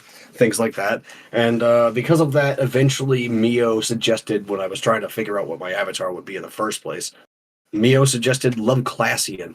That's in quotes, Loveclassian. So that's what I got now. I'm a shadow goop monster wearing a fucking suit. Which, yeah, That's fair it. enough. That's the Like, lore. and honestly, it kind of just suits your general vibe. So there you go. Yeah, which is I would should fucking hope so because that's how I dress in real life. It's like my avatar is literally just me, but purple. Yeah, the spoilers. Sorry, everyone. I'm not actually purple in real life.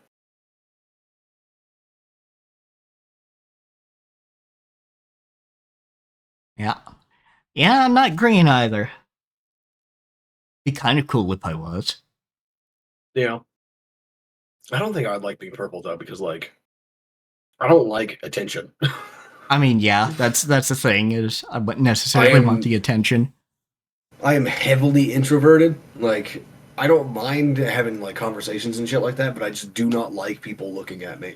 It's not a social anxiety thing or anything like that. It's just like, no, stop it. Just stop looking at me. Stop paying attention. I don't care. Go away. Do not look at me. Yeah. Yeah.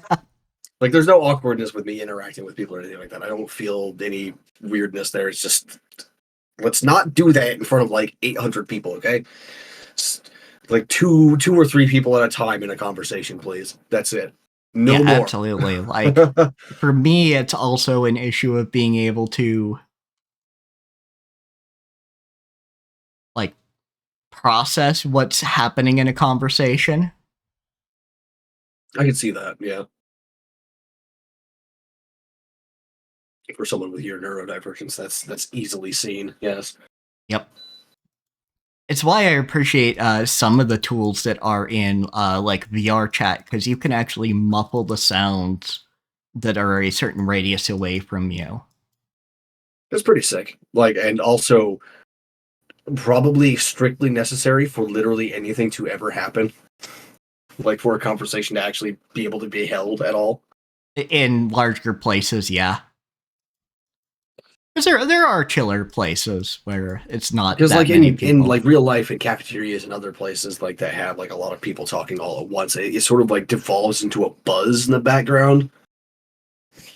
Yeah, Like so you can probably pick out a few words from people close by if you really tried, but for the most part, you're only really going to hear the people that are literally right next to you.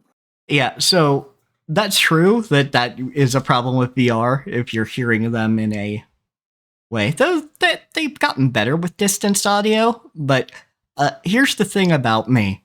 I don't it takes a lot for me to have that be buzz in the background. Yeah, I just mean like that's a problem. It's got to be strictly necessary for literally anyone, not just people like you. It's because like that's really hard to simulate because that's something that the brain just does. It's not even like a physics thing. That's just something your brain does. Yeah, like it is something your brain Or does, supposed to anyway. or that's yeah supposed to. And like I do eventually get to that point, Yeah. depending, but that's also Like you gotten can't just like harder as I gotten model a. older. Damn, really? Yeah. Normally gets easier for people as. Oh man, that sucks. That's fucking awful. It's supposed to get easier as you get older. Damn. Damn. But anyway, yeah. So like, it's a little bit better because there is like distanced audio at least. The people that are farther away from you are quieter, just in base, like VR chat. That's good. I should fucking hope so. Yeah. So it works okay, but yeah, you might want some of those features to just muffle the sounds a little bit. It makes interacting at raves and things easier. Not that I would necessarily want to go to those, but you know, yeah, I there are used to do raves real in life VR ones. chat. used to do real life ones. Yep, I knew. I've seen like 40 different kinds of fucking light shows. Yeah. That wasn't just for you, by the way. That was for like new chatters, people who haven't heard that before, etc. Yeah, yeah. Yep, I've heard you talk about that in the past. And that's like, yeah, probably wouldn't be me. Not that I have any problem with other people enjoying it. It's just like that would be sensory overload for me. Yeah, I would not expect anything less. Like I think probably like the most you could probably manage was if I have my estimates of how much sensory information you can take in proper. If I have that estimate good, you could probably manage like a small like 3 or 4 person party. Yeah, small 3 to 4 person party, or like if people were sectioned off a little bit, like not that I want a ritzy treatment, but like if people were enjoying the party far away from me and I was like in a VIP area with just a few people, that'd be fine.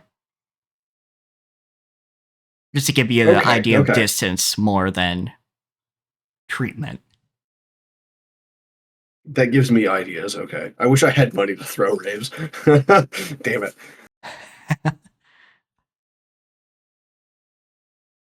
But yeah, that kind of distance also works because I can enjoy like a convention where people are enjoying things from a distance from me. Yeah, as long as you're just like not in the middle of the fucking crowd, it sounds like. Yeah, basically, if I'm not in the middle of the crowd, I can enjoy it. And if I'm at like a theater or something, like an actual player performance, that's fine. Where, I have people around me, but they're all also watching the same thing. Yeah, mostly quiet, etc. Yeah.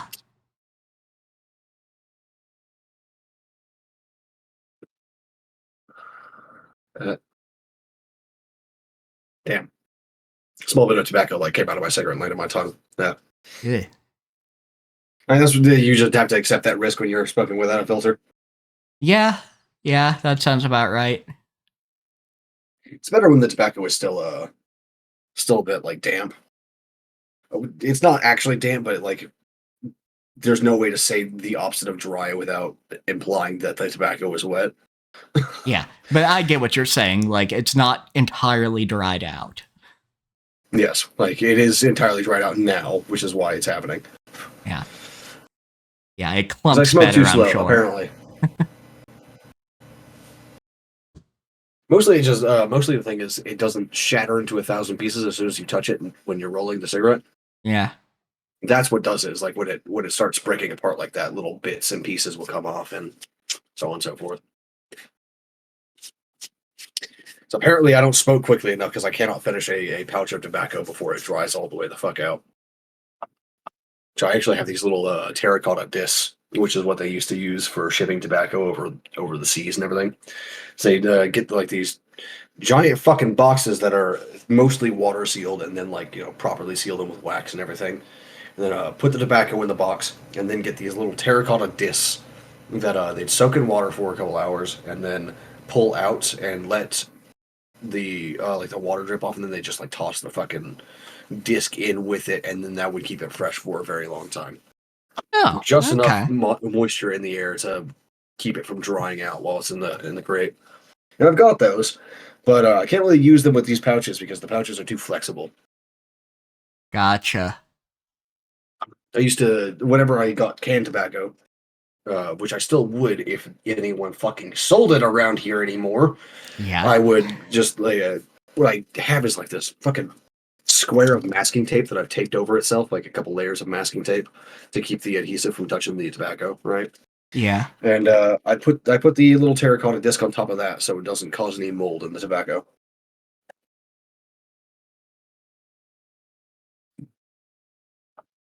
The process. Process indeed.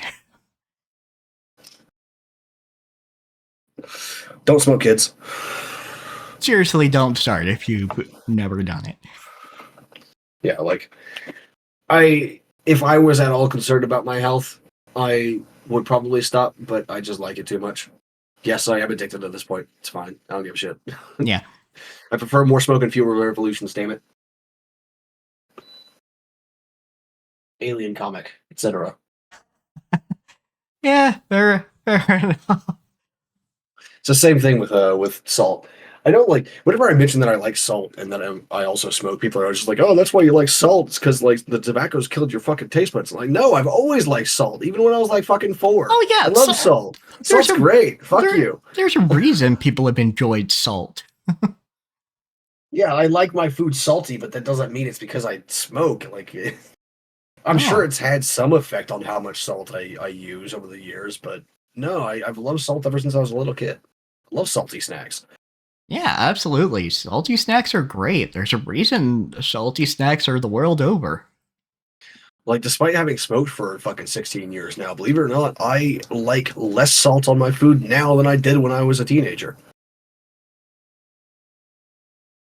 I don't know. Fucking like, Yeah. But people no. people like to comment on other people's health decisions. And it's just, it's one of those things like if you're a person who is, plus sized, people will just comment about your general health, what you're doing, give you unsolicited advice. Yeah, it's fucking constant. Like, I don't think I've like literally ever brought something up like that to a person before. Like, genuinely ever. Yeah, For no. any reason. I think like I've probably talked about it with people after they brought it up, but like I've never like said anything to someone about their weight, like ever. Aside from that, just I don't know. None of my fucking business. I don't give a shit. Yeah, that's not my fucking business.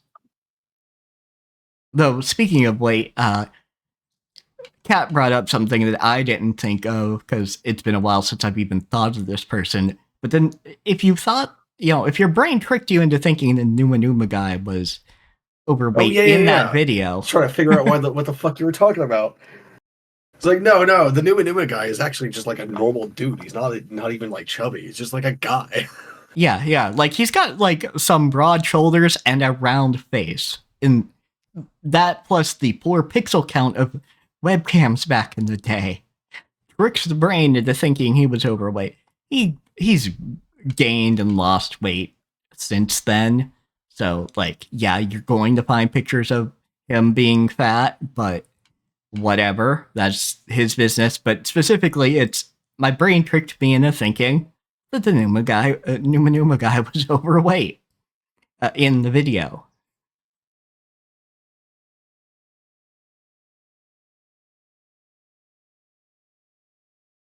So I don't know. That's somewhat nerdy. I don't know. I've actually had that fucking song up on like my other monitor for like several days now. It's actually a really good song. Oh yeah, absolutely. Like it's a great love song. Like, there's a reason why it became such a fucking meme in the early internet, right? Yeah, like there's a reason it's a fucking meme. Although all these fucking youngins wouldn't even know it anymore. Damn it. Yeah, that meme's come and gone. Memes used to last months or years, not fucking days. Damn it. Yeah, I can't keep up with them anymore. Fuck. that's fair. Like, yeah, like I can keep up with themes, like consistent themes I see between memes, but that's about it. Yeah, absolutely. Fuck. Like, this is not even like me being like, I'm getting old. I can't keep up with the kids anymore. It's like, no, you guys are literally just moving too fucking fast. What the fuck? Yeah, like this is like going from just regular fashion to fast fashion kind of thing. Like it's not that Yeah, I've changed, it's literally that we're on fast fashion now where things are changed out from like month to month at best. fuck that, man. Skibbity Toilet was so last year. CD Toilet was like so last week. God damn it. Yeah. Like I watch YouTube poops. I get the concept of Skibbity Toilet, but you also drop that like a fucking rock way too fast. Yeah, it's fucking. It's probably something to do with like how the internet is structured these days, right? Like Oh yeah, like it is absolutely structured towards very fast media. the fucking TikToks and YouTube Shorts and shit like that. Speaking of, TikTok might not exist for much longer. Like they're going to appeal it in court. But basically, there was a law passed saying, yeah, if you're being owned by a foreign adversary, we preserve the right to tell you to sell to an American company to somebody else, some other entity that isn't labeled an enemy. Like I can, man, that one's really fucking complicated too, right? Yeah, like that's something where I'm like, yeah, yeah, because they did, dot their I's and cross their T's because they're like, we're not saying you can't have specific kinds of content. We are not going to control the content on TikTok. You just literally need to be owned by some other entity that isn't a foreign adversarial country. Like the whole like that entire idea of trying to regulate that is extremely complicated. Like that's one of those things where there's no morality to it at all. Like it's just like you would like to be able to let companies do whatever, right? Like if not Yeah, literally whatever, but be owned by whoever and just as long as the content's good or helpful or even just entertaining, like you would want to be like, yeah, it doesn't really matter, but at the same time, it kind of does. yeah, it kind of does. So it's like I I don't necessarily want to agree with this, but I see why it has bipartisan approval. Yeah, definitely. That's where I'm at. It's like I don't want to agree with that because like it just feels a little weird to be like, hey, you can't be owned by a Chinese group or whatever. Yeah, Like that just feels weird, right? But at yeah, the same time, it's like, yeah, yeah, okay, I get it. yeah. Like you're literally an adversary. You're literally collecting information on people in this country. We can't, you know. There's got to be some Just answer let to that that. happen.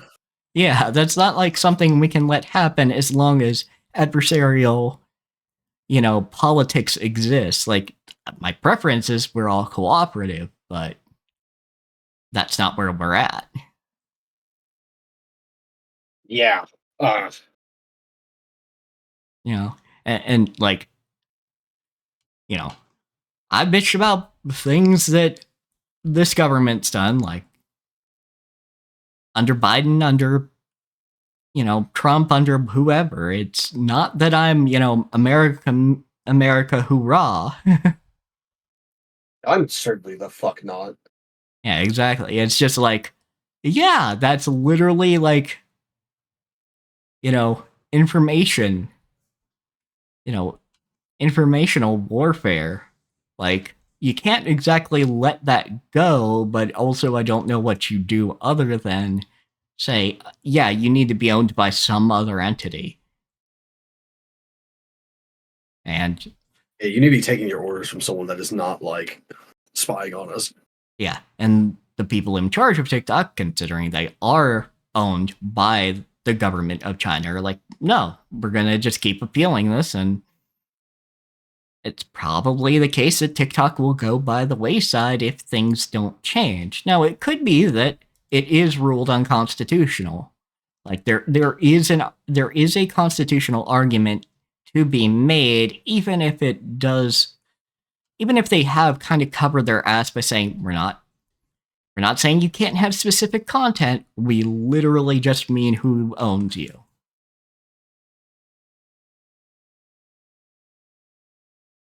Yeah, like this is also like important things to think about from like your writing as well, especially like when you're doing political intrigue, like I like to do a lot.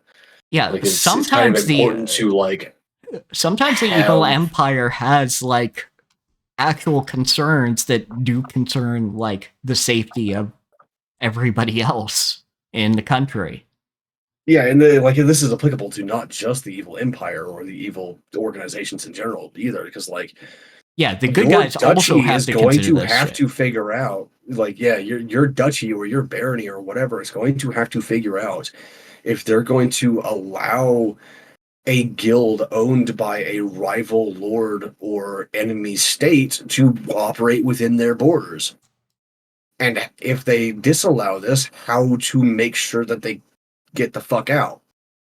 Yeah, like, how do they do this? What are the actual ways you do this? Because, yeah, if you do have, you know, protagonists and antagonists of that sort where you're meant to be rooting for somebody, even they will have to consider this kind of political maneuvering, unless the fantasy is that they have ways to circumvent this. Yeah, of course. But otherwise, they're going to have to consider, what do we do about foreign powers? How much influence are they allowed to have, especially when they are directly adversarial? Yeah, like you're trying to be like the good person in this situation, right? Like assuming that you are writing for the good guys, you're trying to have these people be the good person in the situation, the moral person, and the guild employs local people and it is literally bringing wealth to your territory or your country. So you do have like a problem here. Do you allow this like basically a spy, or do you fucking ruin some people's lives? Yeah, absolutely. Like that, and you're gonna piss off the populace. Like this is gonna piss people off, rightly so. Even if I don't really see a way around it. Yeah, this is one of those situations where you're not going to come out the other side with a better public opinion of you no matter what you do. Yeah, because if you just let it go, then something might happen with that information or what they're doing. Because let's not forget, China has been caught doing things with their media platforms to try and sway public opinion. And done it, underhandedly, not going, you know, here's who I am and here's what I believe and here's who my sponsors are, but obfuscating that and trying to make it seem like a grassroots opinion. In some ways, when you're writing, this isn't like an easier situation to be in when you're writing your thing to like figure out how to do this. But in other ways, it's also more difficult because you get to decide what the foundational law is for your societies when you're writing. But Yeah, in real life, we have the Constitution that we can't really go against. We have to like call huge ass drafts and votes to get fucking amendments made yeah, that will like wipe out or add new laws to the Constitution. yeah, and you have to, deal with the past laws because any laws that, deal with the same sort of thing have to make sense along with the other laws. Or be rewritten or annulled, like you. Yeah. But if you're not altering a prior law, then you have to deal with what came before. And that might be a century or more before your time. And you just have to deal with the laws those people's made, because maybe you have the votes for your new law, but you don't have the votes to repeal the old law. Yeah, like you could definitely have like some of your societies not have a constitution of any kind. Like the Magna Carta is not something that existed for hundreds of thousands of years or anything like that. That's like 700 years old or some shit like that. Societies existed before that. You didn't. Not every society has this foundational law or Bill of Rights or something like that that you can fall back on. Yeah, which it comes with a lot of problems. There's a reason that basically every country does it, and it's not just westernization. It's we need a foundation to build upon. Yeah, some guarantee that these specific things that the people really want will happen or will not happen, as Yeah, the case may be. and make it hard to undo those because otherwise we get tyrants. Yeah, it's like it's future proofing essentially. Yeah, exactly. Like, I fucking hate how slow our government moves, but it might be fucking useful right now. The fact it moves slowly, Yeah. because Yeah, it means that it's really hard to move it the correct way, but it also means it's very hard to move it the wrong way too. So there's less damage that has to be undone, less chance that something bad, you know, a bad result that cannot be undone occurs. I think I would have to I would Like, have to think for quite a while to figure out a way to write a moral solution to this kind of problem. yeah, I mean, it's one of those things as writers where, like, we want to find the correct solution sometimes, just as a thought experiment. But Yeah, sometimes which is that's, where I'm at right now. Like, I'm shit. So what? How would I do this? How would I write this? but I don't know if there's really a correct way to do this, like a way that is more morally upstanding than the solution the government appears to be going for. Yeah, I think any greater moral victory here would require extraordinary circumstances. Yeah, like it would require like supporting an uprising or something, or just something where you're getting the Chinese people to do something where they want to do Or that. somehow some diplomacy to cool the tensions or something, right? Yeah, like yeah, so that's all I could see as like a greater moral victory, but even then that's hard won and isn't possible if there isn't cooperation. Yeah. It's like they at least need to meet you at the table for negotiation first. Yeah, and like to go back to it, in this case China does want it as a way to influence American politics, not in some greater, like, oh, we're hypnotizing the children sort of way, but just in But a, just because we're a very powerful country that is their rival, so of course they want to influence us. yeah, so they want us to feel more positively about things that would be positive outcomes for the Chinese government and feel negatively about things that would be negative for the Chinese government. And sometimes those things align with what's just correct in general. And sometimes they don't. But the issue is like them emphasizing a specific message. Like they might not even be paying people to say the things. They might just show what they consider to be the proper opinion more than the incorrect opinion from their perspective.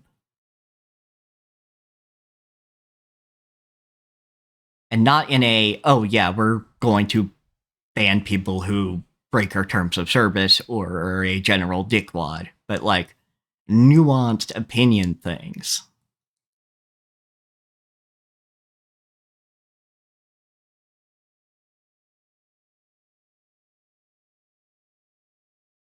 I think I would sum up my ideal political writing when talking about fiction, of course, as words as a bludgeon, violence as a scalpel.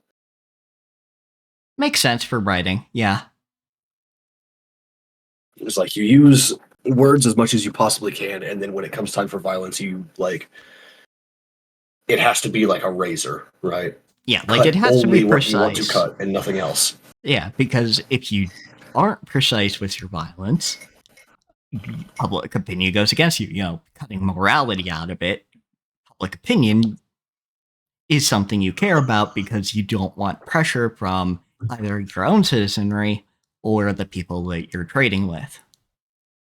Yeah. There's enough So pressure, can help things go a certain way that you might not want.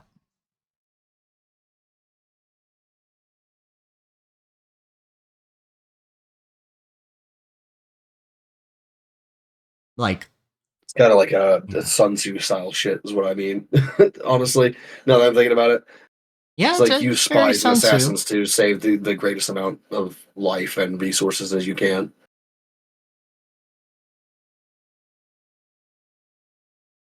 It's like I say, like yeah, you may think it's cowardly, but like if you don't use assassins and special forces and shit like that, you are an awful human being because you are forcing more people onto the field to die in violence and blood and Yeah.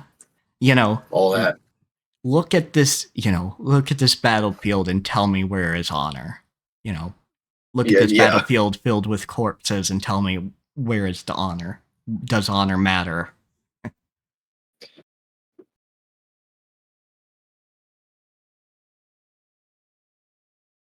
And yeah, I mean, to be honest, it doesn't. If you can kill less people, the optimal is no people, but sometimes, like, literally your hand is forced in a, writing situation, government situation. Like, if the demon lord is bearing down on you, but, you know, your writer's a good one and your demons aren't just literally all evil by design.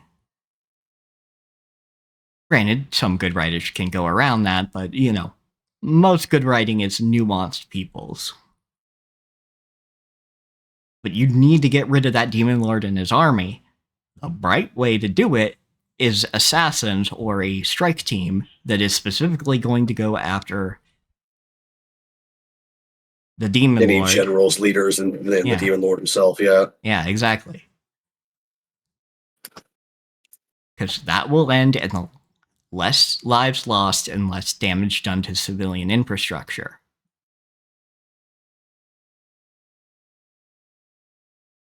Because sure, maybe your hero in your story could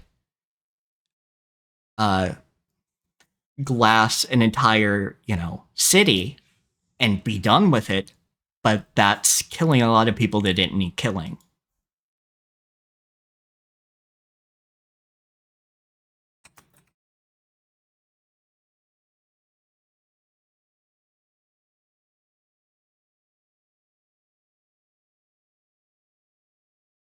And now I'm thinking of war tactics. Yeah. But yeah. That got me off of the fucking political problem there, and then like straight into war tactics. It was like, oh shit, like, damn, whatever. Anyway, I think we're good for the day, right? Like that seems good, unless you have something else you want to mention. Nope. I think that's all it. All right, cool. Hopefully, we'll be back tomorrow. Thank you all for joining us. Look in the description for links to shit. Yes, look in the description on the YouTube. The YouTubes will bring you to our Twitch channels. Our Twitch channels have other links.